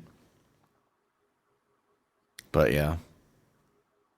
No, I enjoy tattoos a lot as well. They were a little bit powerful, so I'm not sure to what extent they could have gone core without adjustments.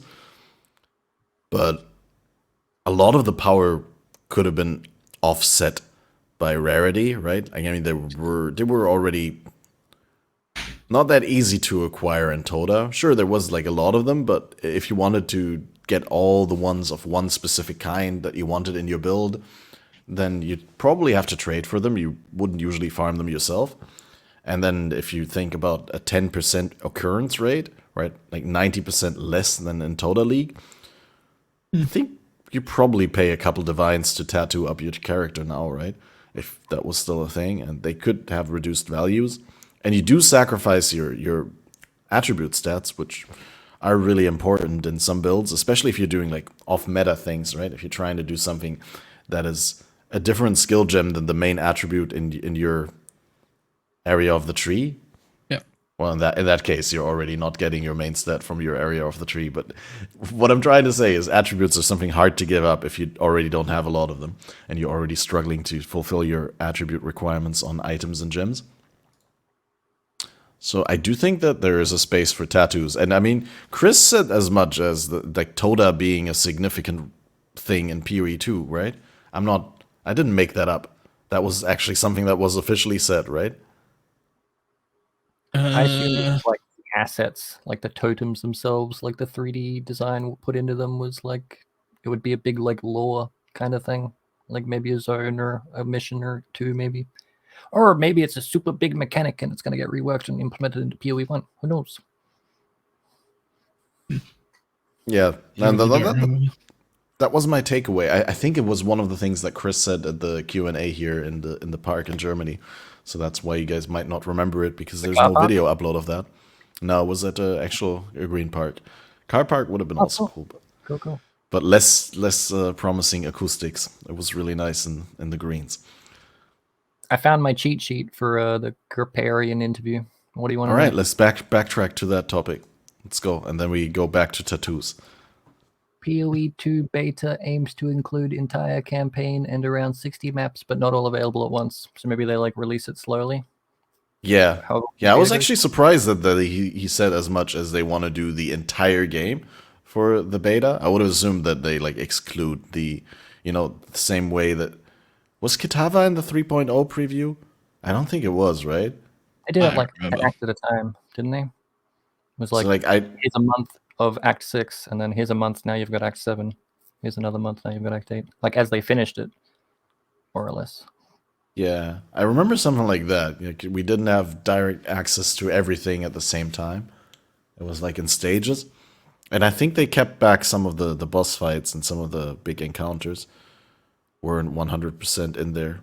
I don't remember the exact details on it, unfortunately. But yeah, I was kind of surprised when they said that they're going to throw everything out there for PoE 2 beta. Log out macro changes in hardcore. If you log out in a boss fight in hardcore, it does the same thing about like resetting makes it so you can't like log out and still have the boss half killed kind of thing. Like it'll reset the HP back up. Although we kind of already knew that. I'm a big fan of that. I like that. Yeah. In general, I think that the death penalty in Path of Exile has been sort of a joke for a while now. I mean, a lot of people don't like the idea of having stronger XP penalties. Like, I think Balor was very vocal about that when that was a thing in the events. But like Bad. losing 10% XP and a portal out of 6 is like often not a significant enough loss to make you feel anything, right? And I'd like to have a little bit of a middle ground there. So I think in PoE 2, like making it so that you can zerg down a boss, I think that's definitely a good step. Especially for the acts, right? Like in endgame, you can still like put up a portal, and then if you die, you can re-enter through the portal. So at least you don't have to walk back the entire time, right? I mean, we don't know. This is pure speculation. But they did say as much as like the hideout and endgame mechanics are loosely the same as in PoE 1. They didn't exactly say what kind of mapping system we'll have and stuff like that. But I assume that if I put down a portal in a map, it will still have that location forever in the map. And then if I die in the boss room, with the portal in the boss room, I can still re-enter the boss room instead of like starting at the beginning of the map, like I would if I died to a boss in the act playthrough, right? So like that aspect is sort of alleviated. It'd be funny if they have a phased boss like that Shikari thing that moves to a different room, and you die in the second room and it resets the boss fight to the beginning, and then your portal's in the second room and then you're fucked. I'm sure they thought about that. Surely they thought about that. They must have thought about that. They got to think about us being really bad at the game. I'm not even entirely sure that we need there to be an XP death penalty at all, let alone a larger one. But I'm a really big fan of resetting the boss fight. If I'm fighting the boss and I die, I should have to start again. I like that. I like that way more than I like an XP loss penalty. Realistically, I can level to 100 anyway. Realistically, the death XP penalty doesn't actually bother me. Like, what about if it's an personally? endgame boss? Like, Yeah, Ida? good. What if it's a boss that takes 20 minutes? Good. Yeah, I love my torture. Yeah.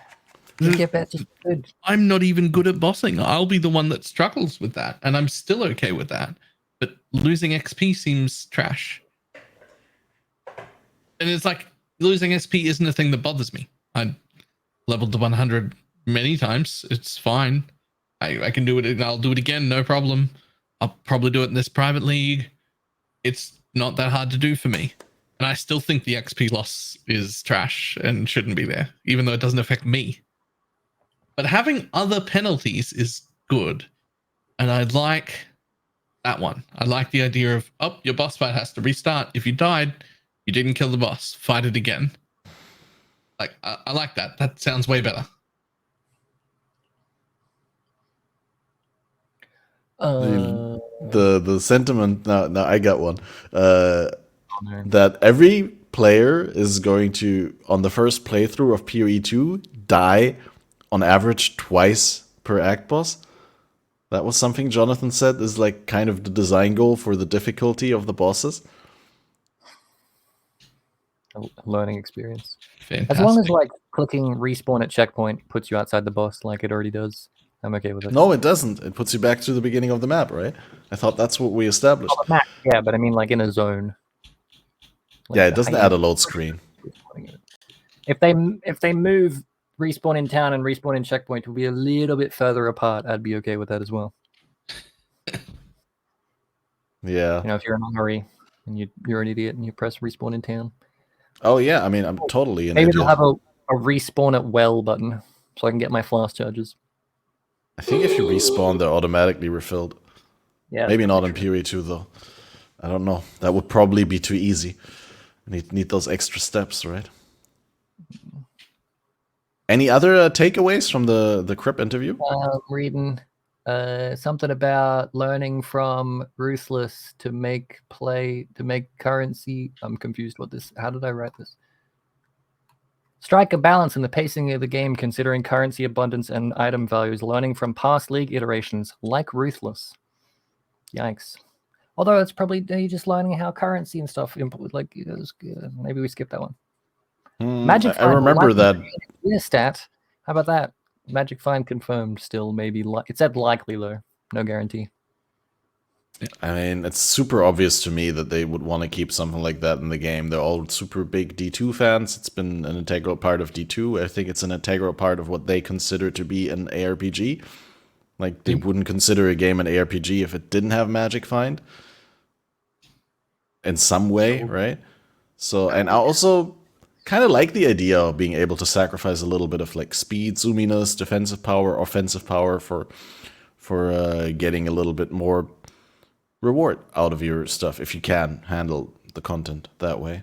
Magic Find is player agency. Oh my god, it was there all along. The player agency we've been looking for. Yeah, it is. It's crazy. People love that player agency stuff, especially this league. Path of Exile 1 leagues like Delve, Incursion, Breach, and Delirium among the favorites for potential integration to Path of Exile 2. I was disappointed when Crip asked Jonathan, because the way that Crip asked the question was that he said that Jonathan answered the question previously of which PoE 1 leagues are going to be in PoE 2, and Jonathan had answered with a very unsatisfying, depends on which leagues I like, right? And Crip was like, well, which leagues do you like, Jonathan? And then Jonathan like was mentioning the ones that you said, and I was very disappointed that Jonathan didn't mention Betrayal, because I was like, oh man, Betrayal is such a good league. Like, that needs to be in PoE 2 in some way or another. Oh, no, man, I love you. What? I really like the betrayal like cycle of like setting up safe houses and bosses. But from a lore point of view, I can't see how Betrayal will be around in PoE 2, because yeah, they're the Immortal Syndicate, right? Like, so they haven't died, but PoE 2 is like 30 years after PoE 1. So you would think that there would be some changes between the Immortal Syndicate. It's good to get multiple points of views on things, which is why I'm here to tell you that Betrayal is shit. Yeah. You still haven't warmed up to it. No, I played a because little it's bit. I trash. fucking a little bit. I hate it. It's so good though. You can sell your Ashland craft so quickly this league, and like 4 or 5 divines. I hate people. Whenever I interact with the Jun, mobs could come and kill you. It doesn't use the freeze mechanic. It covers your entire screen. And the jump out mobs that come out them and jump you never jump you until you're busy doing other content. Like, they never just do it when you walk and just clearing trash. You're always like, The intervention. I'll do this ultimatum, and then you get to like wave 8, and then Syndicate jumps you in the middle of the ultimatum, and you're like, okay. That's just a skill issue. Like, I can 100%, if the intervention is not the first betrayal encounter to happen in my map, I can 100% predict when it's going to happen, because it's always 5 seconds after you finish the previous encounter. You go into the map, you find the fortification, you finish the fortification, you talk to the last guy, you run away from it, you count in your head up to 5 or down from 5, and the moment that you reach 0 or 5, depending on where you started, the intervention spawns on you. There's your problem. Balor doesn't know how to count. Did not know that. It also doesn't happen because he sees the betrayal, like the research one, and even though that's flagged as his first encounter, he goes, fuck betrayal, and he skips it. And then the game goes, oh, I'm waiting for him to Okay, yeah, then it's... spring on him. If you don't do the encounters as you discover them, then it's a fair bit more unpredictable. Yeah, I'll give you that. But I like to do the research underground because there's so many rares in there, and it supercharges me with the headhunter. He's got a headhunter. No wonder he likes betrayal. It's just literally borrowed power. Because like one guy from my guild bought a headhunter, and then the next day decided to build an Arakali's Fang build, and is like, well, I don't need the headhunter for this one. It doesn't really do anything. It's like, Catmaster, you want to use it on your winter orb? Okay, great. And so I've been sitting on the headhunter for a little bit, but I'm probably gonna farm my own. Like once the build is going and I can actually like juice and like really crank out that currency, I don't see a reason not to get a headhunter. Damn right. Expected playtime for the campaign 40 to 50 hours, but that's only fresh. Like PoE 2 is your first PoE experience, the same way that a new player coming into PoE 1 campaign might take 50 hours to get to maps. That was in the same section of the I expect people to die 1 or 2 times per boss. Yeah. So about the That same. will not be us. It will not take us 50 hours. No. They said there's like 100 optional bosses, didn't they? That have like little books that give you like arbitrary numbers that go up. I'm clearing the full campaign 100%, baby. 300 hours. Let's go. I will applaud when the IGN reviewers actually only take 50 hours to finish the PoE 2 campaign. That'll be amazing. A success that I will celebrate. You reckon the same guy still works there? He has to. He has to do the second one as well. They can't not. They have to. If he doesn't still work there, and you get him back as a freelancer for one thing, do it again, buddy. $1,000 to play Ruthless. We got to fund this freelancer to do a review of PoE 2. I need it. Right. Any other noteworthy points, Jim? I'm reading. GTX 960 min spec. I don't know. I'm out of things that I've written down. No, okay. I just wanted to make sure. We already touched on the well. Yeah, I literally touched on the well in the game, and I liked it. Back to Toda in that case, then. Yeah, big build power from tattoos, could have gone core, probably will come back in some shape or form, as Chris pointed out that Toda will have a significant role to play in Path of Exile 2. You also did get a lot of free currency from Toda. Like, it was a very rewarding league for the people who did cater to the Toda. But unfortunately, I think it was its completely own thing. And like you needed to build a very specific Toda build. And people like put it into the same camp sort of as Sanctum, where it is an out-of-map mechanic that requires you to build a completely separate character to really shine at the mechanic, because it's so essentially different from what regular PoE is. And do we like that in general as like a PoE league? Something that poses a completely different challenge? I feel like Delve was already that. Like, Delve was already a different puzzle to solve. And we all like Delve. But Sanctum was a little bit, like, strayed a little bit further from the ARPG thing by introducing these roguelike elements. And then Toda is, like, even further away from the ARPG thing, I think, right? Outside of that, you build a character. I don't think the building of the character, like the character that actually worked with Toda, didn't feel like a PoE character. It felt like a spreadsheet, like a here's your checklist, and now the you don't even play Toda anymore. You know, it wasn't what they said it was. It wasn't like an auto battler. It just felt like work. I don't know, hard to describe. Was it less of an auto battler than Blight was a tower defense? Yes. Because Blight is a tower defense now with the changes, and I guess it kind of was originally. Depends if you use the oils on the rings and whatnot. Like you could not do that and not use the towers, and you could play it like whatever. You can't do that with Toda. You can't just bring in a character and be fine.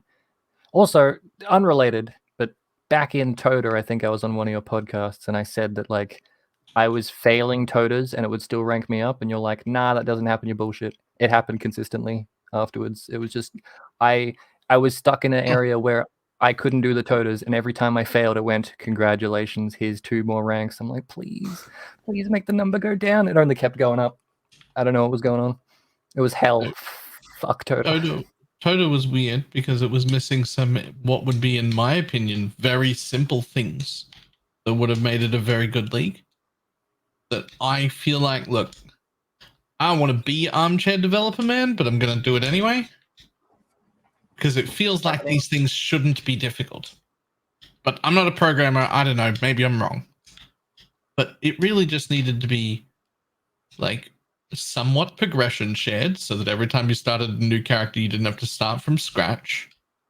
And there needed to be a way to go, this is getting too hard. I would like to do it, but down 100, please. And I feel like if it had those 2 things, you didn't have to start from scratch and you could go sideways instead of keep getting harder forever, it would have been way better. Yeah, I think we could all agree on that. That's not an unreasonable demand. Yep. And I hope that they... The bullshit scaling of like you getting stunned for 5 seconds and them getting stunned not at all. You could have kept that, but at higher tiers. I do hope they implement something like that when inevitably it comes back. We also had some changes alongside the Toda mechanic, most notably the Guardian rework that gave him the, what do you call him, the big boy? Yeah. Big boy. Pocket pox. Sentinel of Radiance. I've been told you can just slap on that bad boy and get the minion AoE nodes and some like minion damage nodes, and it'll carry you to yellow maps. Yeah, just on its own. Convocate on left click. Mm-hmm. Yeah, exactly. Convocate and minion AoE and walk far away and he teleports to you. Yep. Pocket box. Yeah, just pocket box. Nice. I've not heard that one before. Right. Overall, how do we reevaluate the Guardian rework now that we gained some distance to it? Is it in a good place, or is it a little bit silly with the Sentinel? Is it too pigeonholed? Does it allow you for, like... Is it good for a number of builds that are unintuitive? Because I think that's like something that is highlight worthy also from the Jonathan Cripp interview, where Jonathan had this really beautiful sentence, and I don't think I can say it quite as beautifully as Jonathan, where he said that when they're designing the ascendancies, they try to make it so that it is very obvious, you know, that there's a layer of a very obvious build that you could do with something that also fits from an archetypical lore point of view. When you look at the Templar, that it could be doing Righteous Fire, you look at the, you know, the Druid and he does the shape-shifting stuff. But that the bonuses that you actually do get from the ascendancies are worded in a very open way that, you know, kind of strongly hints in the direction that you would think, but that there's also like, it's a lot more open to interpretation, and you could use it in different builds because the stats are just the stats that happen to be good for that archetype, but they can also work well with other uses.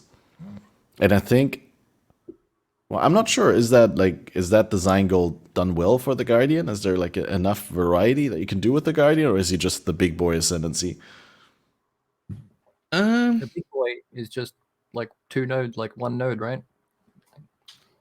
Yeah, I think it's pretty good overall. I do It's wish not it the big worked. boy ascendancy. It's just an ascendancy with a big boy. Yeah, I wish it worked with chains of command, but it's not really an ascendancy problem as much as it is a chains of command problem. So Yeah, that's fair. it's fine. I've got to change the command build. 1 sec. Let me see if it's got big boy. It can't. I forgot to honorably mention Val Animate Weapon earlier when I talked about like my favorite Val skills, and it only said Val Caustic Arrow. I'm sorry, Val Animate Weapon. You deserved an honorable mention. But yeah, You were so cool when you were introduced. Chains of Command disables the entire Guardian Ascendancy. Basically, you can't have the big boy out, and you can't have the 3 supporting dudes. They're not animated weapons. You can only have animated things. So that's it. Done. That bit makes me sad. I wish it worked, but otherwise, it's pretty good. Right. So Guardian pretty good. At the same time, Chieftain was reworked. Chieftain, there was a little bit less fortunate. Get the short end of the stick, we would say. It had one good build it could run. And now it has 2? Now it has 0? What do you mean? I have no idea as to exact Chieftain builds. I'm just picking up stuff from chat where chat is saying... Big boom build, isn't it? Yeah. It's the Fulcrum build, yeah. Doesn't have to be Fulcrum. Well, you're right. It doesn't have to be, but it is typically it is Fulcrum build, but as I'm sitting here with my one working build that can do the League mechanic, Fulcrum equipped. Yep. But it does have, like you said, it does have that one big exploding. What was it? 3% chance to explode for 5%? 5% for 500 life. Yeah, and you can stack that with charms, so you can get that up to 8%, right? You can get like 1% on every charm. You get 9 if you use the and that which was taken jewel, exactly. Yep. So at 9%, you'd think that's pretty consistent, right? Yeah, 5% is pretty consistent. Honestly, 5% does feel like enough. It's fine. I thought it was not going to be enough. I was like, oh, 5%, that's going to be trash. Turns out it's actually fine. Yeah, it depends on the pack size in your maps, I think. Probably not worth it during leveling and in your early whites, but as soon as you roll 8 mods, rare corrupted maps and all that. It matters the most that it's like 8 times the size of any of the explosions you can get that are like 20 or 30% chance. The explosion's huge, so you only need 1 to blow up. 1 mob blowing up from an occultist pop does not kill your entire pack. It just doesn't. It just kills here. And you need those to kill over here, and you need those to kill over here. 1 mob in a pack with Chieftain just goes, boom, there's everything gone. Like, good stuff.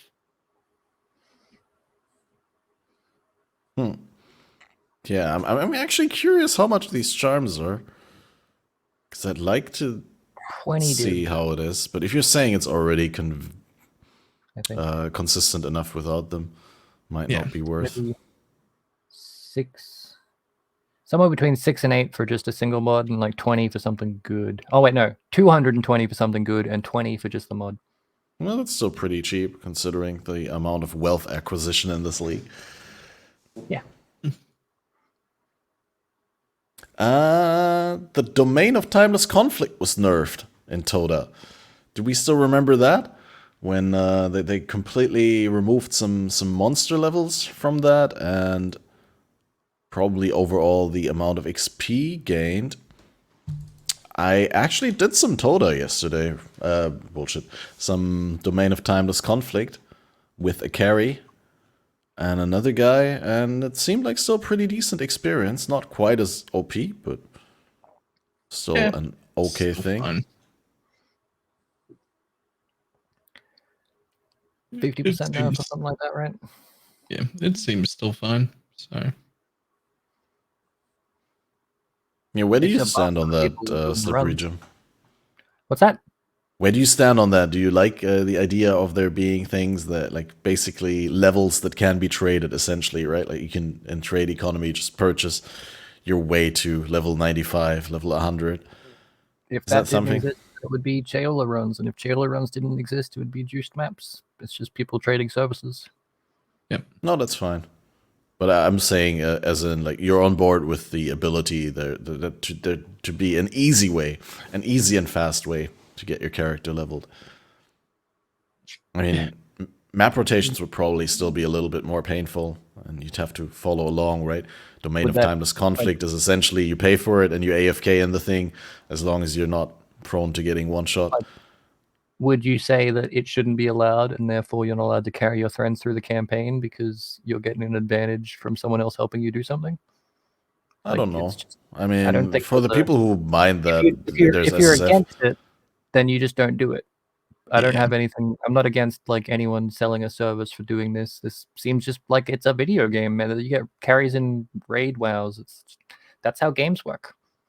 Yep. Yeah, but you We could may answer argue any with question on this yeah, yeah. podcast with "it doesn't matter, it's a video game," right? Like, I Well, mean, it's we just- have opinions on these it's- things because we play it.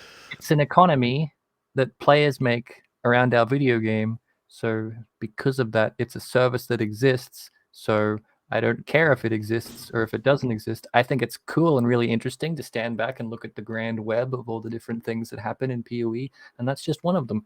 Okay. I'm neither against nor for it. I hate people, so I'm never going to buy a service, and I'm never going to sell a service.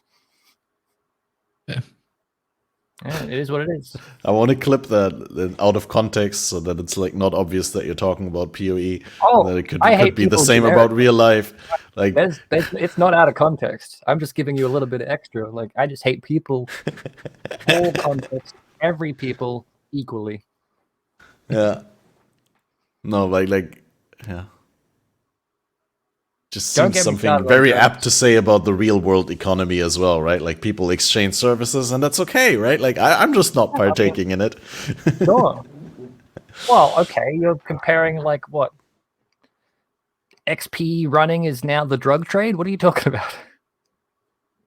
When I was younger, I played this browser game where you play like a crime lord guy. You could be able to traffic drugs and all that. And my brother was playing the same browser game, like a text-based browser game.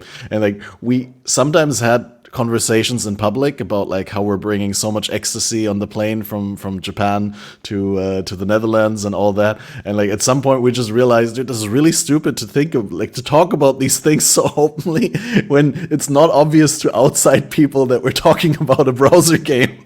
But they actually might be thinking we're like actually talking about actually trafficking illicit substances. Just don't do it at the airport. Yeah, good point. Yep. I mean, that's what I was talking about PoE generically, and my mum was in the room, and she thought every time I said currency in like exalts and divines, she thought I was spending real life money on video games to get like some shiny pants. Dude, one of my Instagram friends, and like I have a lot of IRL people following my Instagram, and very, very few people who are like from my content following my Instagram. I mean, there's some, but like the most people from my Instagram are people I know in IRL. And like one of the girls from my Instagram following wrote me, and she was like, "I read something. You're doing a podcast about like investment strategies, and I was just curious, like what kind of stocks would you recommend me to invest in?" Like she completely didn't get that it was about in-game investment strategies. And that was so funny. No. I'll still have to explain to her that I'm not a stockbroker. I am a stock, broke. Lol. What? You're a broke stalker? Terrible joke.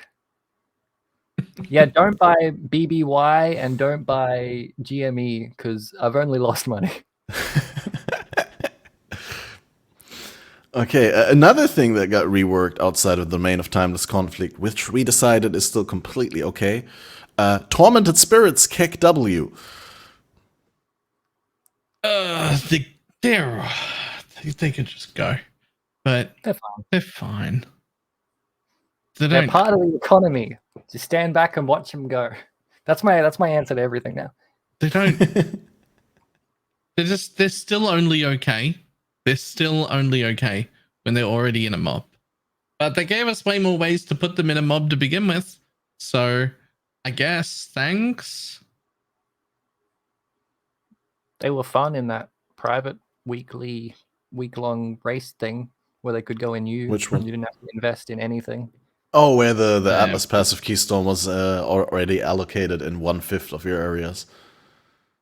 Yeah, I don't know. I was pretty hyped about that keystone, but it's like, for me personally, like it's so close to being good, but it's been so close to being good for so long, right? And I've always said, just give them 300% action speed, give them more survivability so they don't instant die, make them able to go through walls or something like that, but just make it so that if a player is trying to make them possess something, that they actually possess something, instead of being these bumbling idiots that run into the wall, into the corner, then they don't know where to go, and then they despawn because their timer expires, and then they did indicate that they're doing all these changes in the patch notes, and I was so hyped. I was like, finally, they're doing the thing that I'm asking for so long. And then I played it, and within 1 or 2 days, I knew it's exactly the same problem. It's just too little, too late, and now I'm in the camp with Balor. It's like, just remove them. Just take them out of their misery. You need a keystone that just says, ghosts are aggressive, and it solves everything.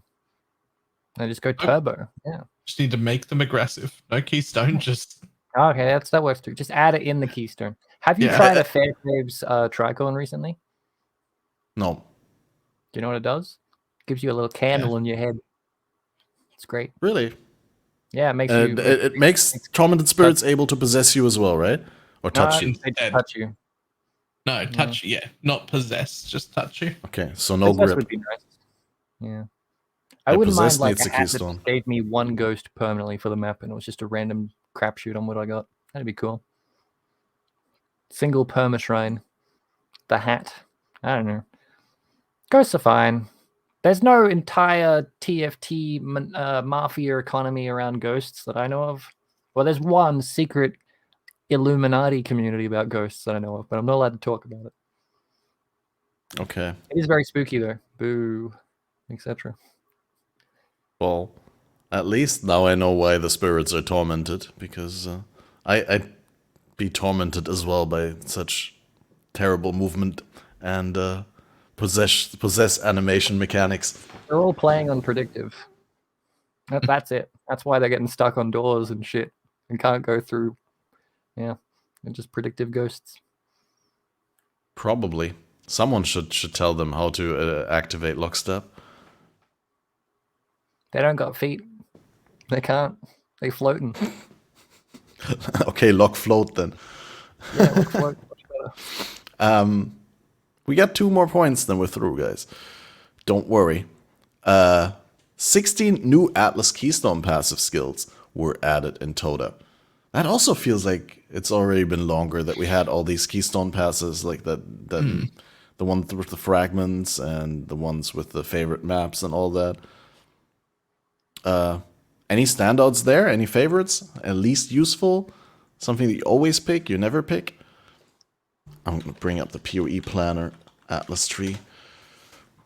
I don't even remember which ones are new. Yeah, it just feels like they're part of the game. Well, I can tell you now. But yeah, it is actually with that.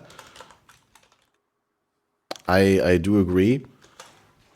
It's kind of hard to remember which ones were already there and which ones were... Crop rotation, is that a new one?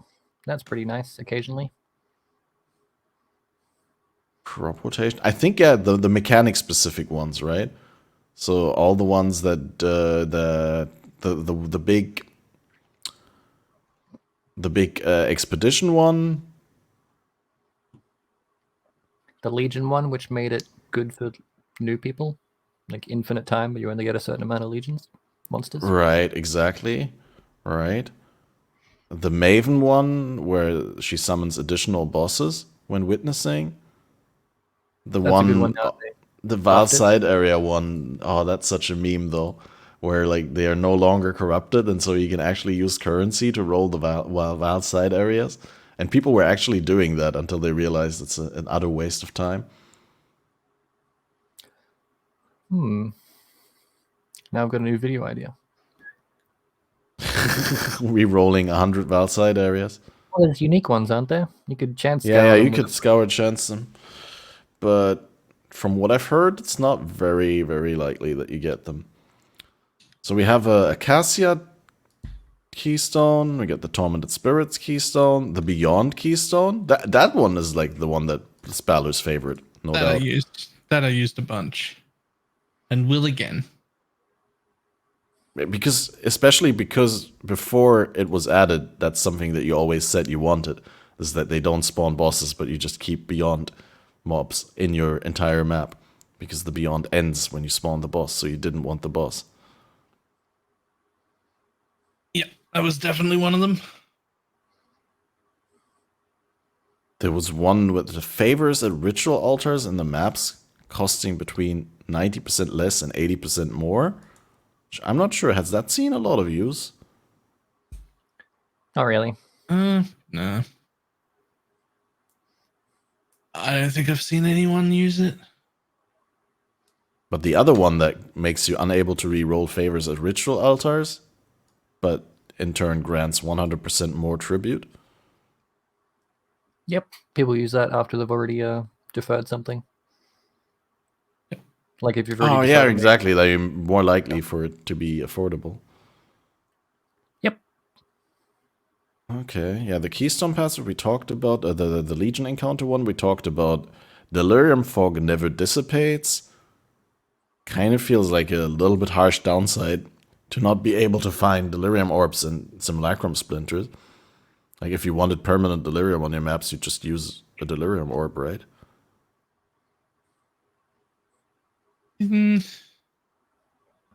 Legion Keystone is the worst and utterly useless? Is it? So I wasn't going to go into it, but it's actually literally worse to have that Keystone than it is to not in every single situation. Like even if you have a really shitty build with no damage? Yeah, absolutely. It's still bad. And you're... Yeah. Elaborate. So, okay. If you've got that Keystone... You shouldn't be doing Legion anyway. Into Legion. And if you need that Keystone, you have no business being spec'd into Legion. You're hurting yourself in every situation. Yeah, that's a good point. So only in the Shifting Stones event. Used. Yeah. Yeah, good point. Oh, and chat is just pointing out something that I completely missed or forgot again. But yeah, the Delirium one is actually really good in SSF if you need cluster jewels. Because, yeah, it does exclude Delirium Orbs and Splinters from being able to drop, but you can still get cluster jewels. So, that one's pretty good. Yep. I've been using that one in the private league for exactly that. What are your thoughts on crop rotation? I've never tried it. That's one of the ones that I just haven't tried for some reason. I think that one would also lend itself quite well to a Slippery Gym video, don't you think? I'm doing it right now. You're doing it right now? Yeah, I'm doing it right now. Spec'd into it fully. In this very moment? Yep. Okay. I played 12 maps of the Magic Find mechanic. I got rid of my FOMO. I'm like, this is cool, but it's not for me. I'm fully spec'd into crop rotation on Crimson Prison. Crimson Prison? Yep. Slippery Gym Meta Slave. First time I've farmed Crimson Prison. I've never farmed it apart from like 100 when it came out for a video. Threw up that shit post. Never touched it since. Funnily enough, no one else is in Crimson Prison this league, so you're still not being a meta slave at all. Exactly. I'm safe.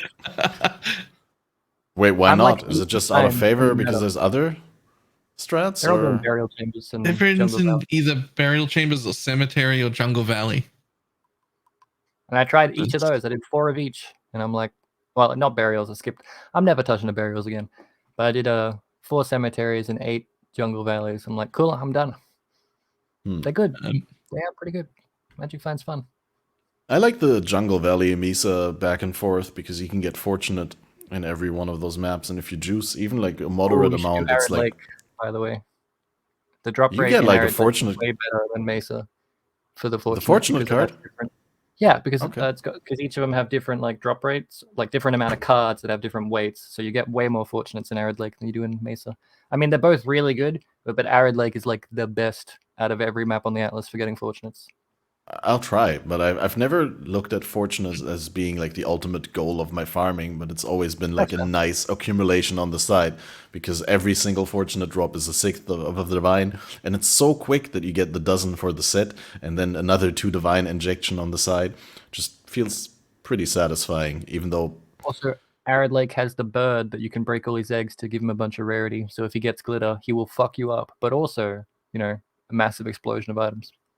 True. Nice. Right.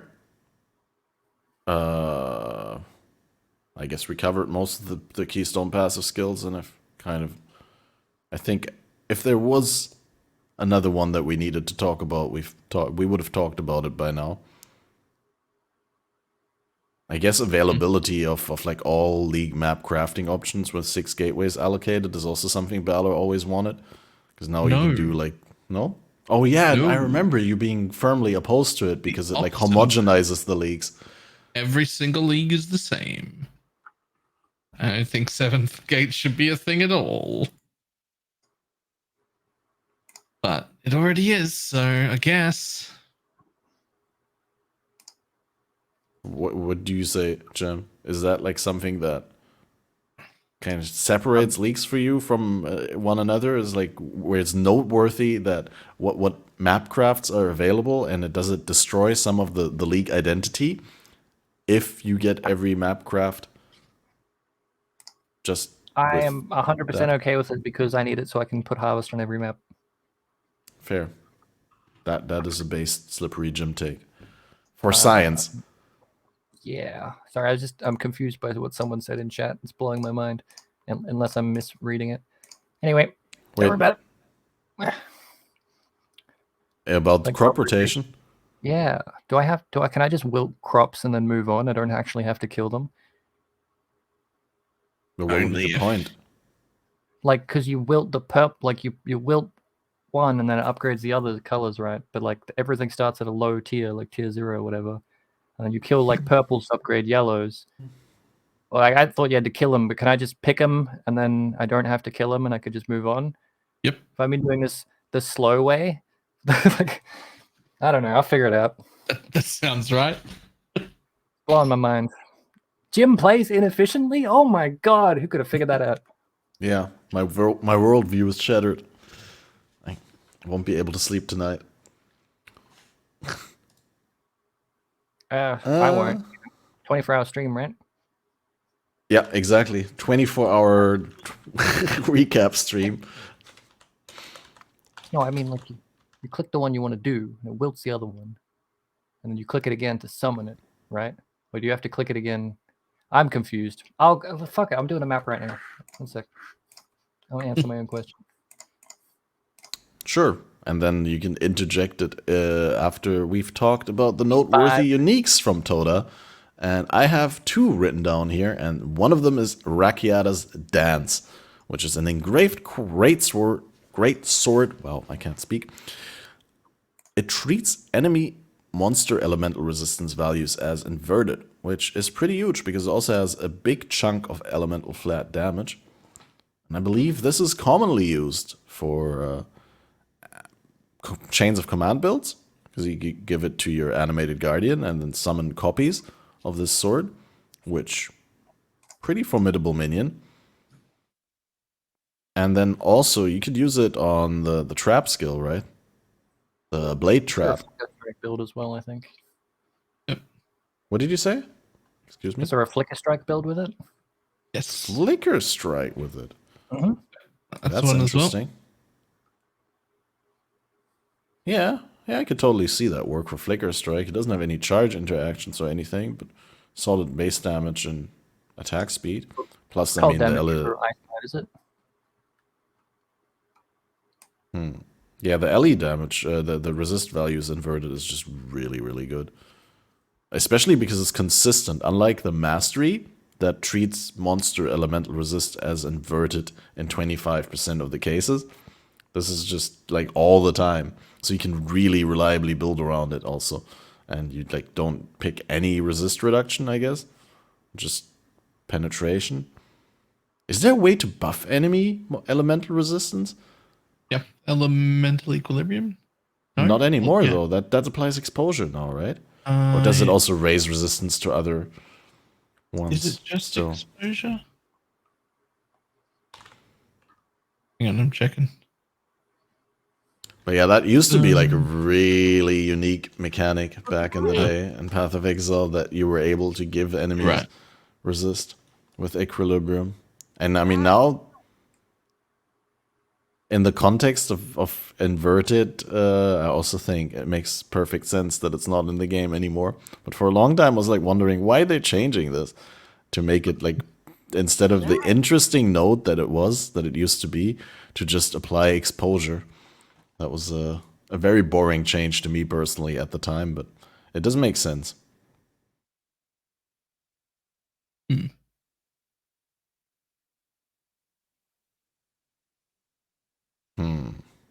I don't really have a lot to say on that weapon because I don't play melee builds or things that resemble melee builds in this game. Just at all. Oh, I dropped a divine. This map is very scary because there's betrayal, people chasing me and trying to stab me. Nice. Yep. I can hear your loot filter. Is it routed through your... Ow? Is The it just fuck, can you loud? hear my loot? I have no idea. I just hear random Hear things. it. We got another noteworthy unique here. That is the Defiance of Destiny. Good. We're I was almost worried through. that wasn't going to be on the list. Yeah, that's too strong. This is the rough power equivalency of a mage blood for what is currently 3 divines for an okay rolled one and like 5 or 6 for a well rolled one. And it is the rough power add to your character as a mage blood is woefully undervalued and woefully underrepresented. Amazing amulet. Yeah, it's kind of crazy how much recovery this is for. Well, I always say for free, but obviously it's not free. You sacrifice your amulet slot, which could be very good. But then also, earlier when I said for free, when I talked about Widow Hail in the Quiver, obviously that's 2 item slots. So take it with a grain of salt when Catmaster says for free. You can support this podcast for free by purchasing a subscription. By spending your time for watching it. That's also not free, right? Time's money. Anyway, yeah, Defiance of Destiny, really, really good. And we've seen a bunch of builds with that this league. Another noteworthy mention I wanted to bring up is Heat Shiver, which has been nerfed. Like, Heat Shiver was really good for a league or two after they changed it, and then they decided to completely change it again. Or nerf it. Wait, what was the change? No, I'm unsure. Oh yeah, it did change the 100% cold damages extra fire against Frozen into 30. It's still really good, right? Yeah, probably. But that combined with the removal of helmet enchants, like, definitely shifted the role that it has in Path of Exile. I mean, it's still a good helmet, but it just... There used to be this... Yeah, this was best in slot for a lot of builds, right? But there also used to be this, like, mutual reinforcement of the meta of the lab runners versus the meta of the players, right? Like, because based on what the players are playing, the lab runners would enchant certain bases with certain enchants, and based on the supply of certain enchants on certain bases, people would use certain items in certain builds, right? Because it was just common to enchant those bases specifically and those uniques with that skill. So like there was not really a market if you wanted to go off meta with helm enchants. Unless, of course, you wanted to go out of your way and pay a lab runner to run like 200 labs to get your enchant for you, which could be very costly. I'm glad that they fixed that. Well, nerfed it, whatever. By the way, crop rotation doesn't work how I got excited that it could work. I've been doing it the correct way. We're all good. Wait. I'm in fact not an idiot. It doesn't work the way that you expected, but you're not an idiot? It doesn't work the way that I thought the person in chat was saying it does work. Therefore, I've been doing it the right way. Okay, because it does work the way that you thought it worked. Yeah. Right. Nice. Well, that's all my notes, guys. We went through the entire 2023. Now, if you still want to talk a little bit about Affliction, I'm good. But we also like managed to get so much talking time out of this very limited topic list, and just the concept of going over the editions in 2023, the past leagues and all that. Is there something? I think that's maybe a good closing round. Is there something that didn't go core that you wish would have gone core? I guess outside of tattoos. I'm also thinking hard. Was Empyrean's ban this year? Nah, that was on Ritual. That's like... Damn it, never mind. Oh, Ultimatum even, right? Yeah, should have made that one permanent. 200 years ago. That's on the permanent list. Yeah, just make that a permanent one. That'd have been great. That'd have been good for the economy as a whole. It really wouldn't have. They don't affect it much, and the way they do is positive, not negative. Not them like as a what they're doing, but as their effect on like what everyone else does, kind of thing. Also, mental health. Great, good for my mental health to not see what could be. I'm just there's nothing that didn't go core. Yeah, that I would want. Yeah, I can't think of anything. Because we only had 3 leagues and they were mostly mid. Yeah. Yeah, I'm just like going over it in my head, I guess. No, not the Forge of the Titans, not any Crucible mechanic. The trees were too strong and too obscure and like weird accessible. I liked it for a league, but there was many problems with it. Not specifically with the trees, but like with the acquisition and the modification and all that. Yeah, Toda also not. I think tattoos is like still the biggest point on that list, where it's like, yeah, it would have been cool to have some tattoos, maybe a little bit less strength, less accessibility, but any sort of way that you can modify your passive tree in Path of Exile is really cool. And I think we're at like a point where there's so many things, right? You could do the cluster jewels, you could have like your regular jewels, your abyss jewels, you got the timeless jewels, which have the radius, and then you have the jumping jewels with the impossible escape and the thread of hope and the intuitive leap and all that. I mean, there's so many ways that you can shape your passive tree. I don't think a little bit tattoo here or there would hurt anyone in the grand scheme of things. I don't think so either. I think it would have been fine, but oh well. Recombinator was last year? Recombinator was the year before that. Recombinator was Sentinel. Yeah. Sentinel was 3.18, and that was the league before Lake of Calandra, if I'm not mistaken. So we had Sentinels this year only in the 1 week event. And that was tainted by the fact that we had the huge XP penalty, which many people did not like. And therefore, the drop-off was huge after level 95. Like, I played for like 5 minutes and did like 2 maps, and I gained like 200 ranks after 95 because everyone hit 95 and quit the league. And like no one on the ladder was above 95, pretty much. That was funny. Yeah. All right. Good. Thanks for doing this with me. This was a great recap, and I almost feel a little bit guilty that Slippery Jim didn't get to talk about his hot takes regarding Affliction too much. You can if you want. We got another 22 and a half hours, 21 and a half hours. No. We're overtime. Balor wants to play Torchlight. No, I want to go to sleep. It's 1:30 in the morning. What do you mean? True. My bedtime was 2 hours ago. I'm an old man. Fair enough. Well, but you got to train a little bit, right? Tomorrow is New Year's Eve.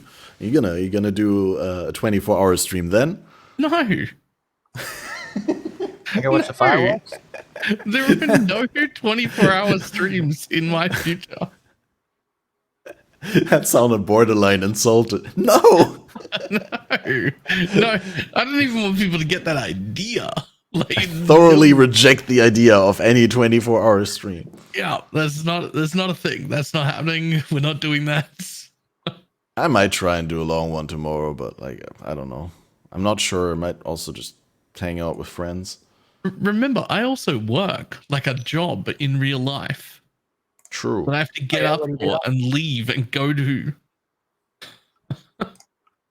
I'm gonna have one of those this coming year as well. Cringe. Yeah, absolutely. It is horrible. So, Slippery Jim, any hot takes on the way out? What are you doing next? Hot takes. Yeah, I saw a Wisp. I've seen millions of like Wisp videos. Oh, I made a terrible mistake. And like what's good and all that stuff, and every single one of them is wrong. And it's kind of hard to be wrong when there's only 3 options. Like, sure, there's 3 options and you can combine them together in all the different ways. But every single video I've seen is missing the best combination. Okay, the best combination is all 3, right? Ignoring that. Second best combination is yellow and blue. Purple. Blue and purple? Everyone's like, blue and purple is shit, and no one mentions it ever. Blue and purple is god tier. Because the rarity of the purple wisps makes the currency roll better. So if you get blue and purple in a map, like in a Magic Find map, the amount of divines and Voldo boxes you get is fucking crazy. So don't discount purple if you have to pick between 3. I mean, if you can get 3, get all 3. But if you're like, if you've got your blue and you're like, now do I take yellow or purple? Get purple for the love of God. Get purple next. Prioritize purple. I get one yellow step slightly further than that. I value yellow at half. Like if I had 5k that I could just allocate, I would be myself 1k yellow, 2 purple, 2 blue. Mm. That's how I would do it. Oh yeah, 1k yellow, 2k purple, 2k blue. Okay, 2 1 1. I'll remember that ratio. I'll try. They said they're gonna make it more distinctive, and then they fucked off and didn't. They're like, yeah, we're gonna make it so you can see blue better. Crickets, just nothing. That's true. What the hell, single person that was going to do that? They must have fired him or something. I hope that still comes. I mean, obviously they're not going to post a patch during the holidays, but maybe we could still get an early January patch to clean up some of those things. And definitely if and when it goes core, I expect those changes to be made. But yeah, I don't want to cut too much into Balor's bedtime. And again, I'm grateful that we did this episode because our other guest actually jumped off and left us in the rain. He was like, I'm gonna do a party instead. But no, it's good. Shout out to, you know who you are. I don't want to call you out on the podcast because people might take it the wrong way.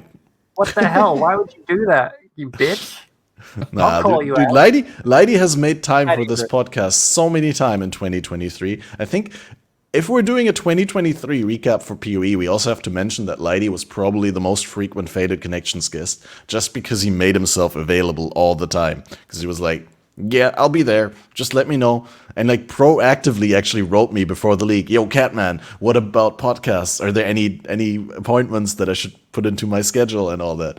So like, yeah, I saw a comment early on that was like, why is Jim here? I hate Jim. Should have been Leidy. And I'm like, he quit. Leidy bailed. He bailed on you one time. Dude, we also had a comment that said Happy New Year, Jim and Kat. And they completely omitted Balor because what the fuck? Yeah, I have no idea. The thing is, everyone has haters on this podcast, though. I just recently had a comment again on my YouTube, on the VOD, where someone on my YouTube channel says, hey, this podcast is great, but someone cut out this Catmaster guy. It would be 10 times better. It's literally on your channel. It's literally your podcast. This podcast would be great if it wasn't for the host and organizer. Get fucked. Yeah. Yeah, I'm sorry that I'm sorry that I shamelessly used the opportunity to shove my face in front of the audience. I should be ashamed of myself and just let the significant people talk about Path of Exile. Catmaster guy. If only there was something I could do, not see him. Anyway, like and subscribe and all that. Yeah, like, subscribe, press the ring for more content like this. Do definitely follow Slippery Jim to see the upcoming video about the crap rotation and any future projects. You're not making a video about that? Nah, I don't know. Oh, I have an idea that's like an 8-minute video. It's hilarious, but it will take me 300 hours to do. So I'm going to do that instead. It'll see it in maybe 2 weeks, or I'll abandon Sounds good. it. Yep. I'm looking forward to that. I'm subscribed to your channel, and I have the bells activated so I get the notifications. And yeah, no need to apologize. It's, I've been a masochist for a long time now. Anyway, and also, guys, member on Catmaster's YouTube channel because it's free, according to him. There you go. It's free if money doesn't have value to you, and you can share it with me. It's free will. You should freely give your money to Catmaster because he deserves it. You could say it like that, and I wouldn't be able to contradict. Anyway, guys, follow the BalorMage for engaging Torchlight content at the moment if you're looking to see what's out there in the pool of ARPGs and whether the grass is greener on some other planes. Quick note on that. This is the best Torchlight's ever been. This is actually the best season that they've done. So you're going to play an entire week? I'm probably going to start splitting my time. I've played 300 hours before this season, but this is the first time they've ever sponsored me. So I've got, it's supposed to be 3 2-hour streams, but it's me. So it's becoming 3 12-hour streams because that's who I am as a person. But after that, I'm probably going to split my time for a few weeks. Do like 8 hours of POE and 4 hours of Torchlight. Like, it's pretty good. It's pretty good. It does seem like a cool game. I've always wanted to delve a little bit into it. It does have a little bit more poppy, less gritty and dark aesthetic than PoE, but it's a little bit more mass appealing and a little bit more colorful. But at the same time, it looks incredibly smooth and has some interesting systems and build stuff that I'd be willing to experiment with. But not this early during such a good PoE league. I'm still going to play January and then see whether we can do some other games in February, I think. Regardless, we've been trying to end this podcast for the past 15 minutes and we're not getting any closer, so we're just going to press the button, guys. Again, follow these beautiful guys. Thank you for coming onto the podcast. Thanks for watching. Thanks for... Oh, yeah, that's also going to come out next year. We're going to have to probably make an entire episode or two around that. Okay, you wrap it up. Slippery Jim trying to derail it. If we're doing that, I need to book a guest specifically. Can I come? No way, that's a terrible idea. If you play it, good guest specifically. Yeah. I mean, we got good relations to the Maxwell guys, right? We could get Tuna. We could get. No, I got someone. It's fine. It's covered. Anyway, one of the stars is see-through. What? Yeah, the green. Oh yeah. Yeah, that's cool. Green, so it gets green screened out. I love it. You should put something just behind there on the thing, so you can like a little Waldo underneath the table. Not really behind me, you special person. On the background, you moron, a Waldo. Of course, if that was real and there was a Waldo on your table, it wouldn't show it because it's a background. I'm not an idiot. Put a Waldo behind the table on the background so that occasionally when you move. I'm not a complete moron. Oh, well, I was worried. I was worried that you were. Okay, thank you. Yeah, you always do a very good job leaving us in the dark about that specific aspect, Jim. You're always teasing just enough for reasonable doubt. Perfect, because when I am a moron, people think I'm kidding. Anyway, guys, once again, subscribe, follow to these beautiful broadcasters, and see you for the next... Oh, the next episode. There's a next episode. Badger's Private League is coming up on the 3rd of January, on Wednesday, the upcoming Wednesday, same time as today, 1 p.m. GMT. We got Lily Licious from the BPL organization team and Salty Dane casual German, well, not casual, very, very in-depth BPL enjoyer who is probably going to share a lot of the love for the BPL. And this time we managed to organize it just before the BPL sign up, so we get to hype up the league and then tell people to sign up for BPL. And Balor is going to play BPL this time around as well, I heard. I'm certainly going to play it. I skipped the last 2 ones. But if you don't know what a BPL is, tune in next Wednesday to find out more. If you supported the podcast, you're on the end screen, and I thank you very much. And we'll see you bright and early in the new year. Have a wonderful transition into 2024. And don't look back on failures of the past. Just look forward, learn from your mistakes, positive energy, power through. 2024 is the year. And we're going to be here for Path of Exile because PoE 2 is going to come out. And we're all happy to click the well 20 times per day. I know a lot of people want to send blankets or water. Just send your cash.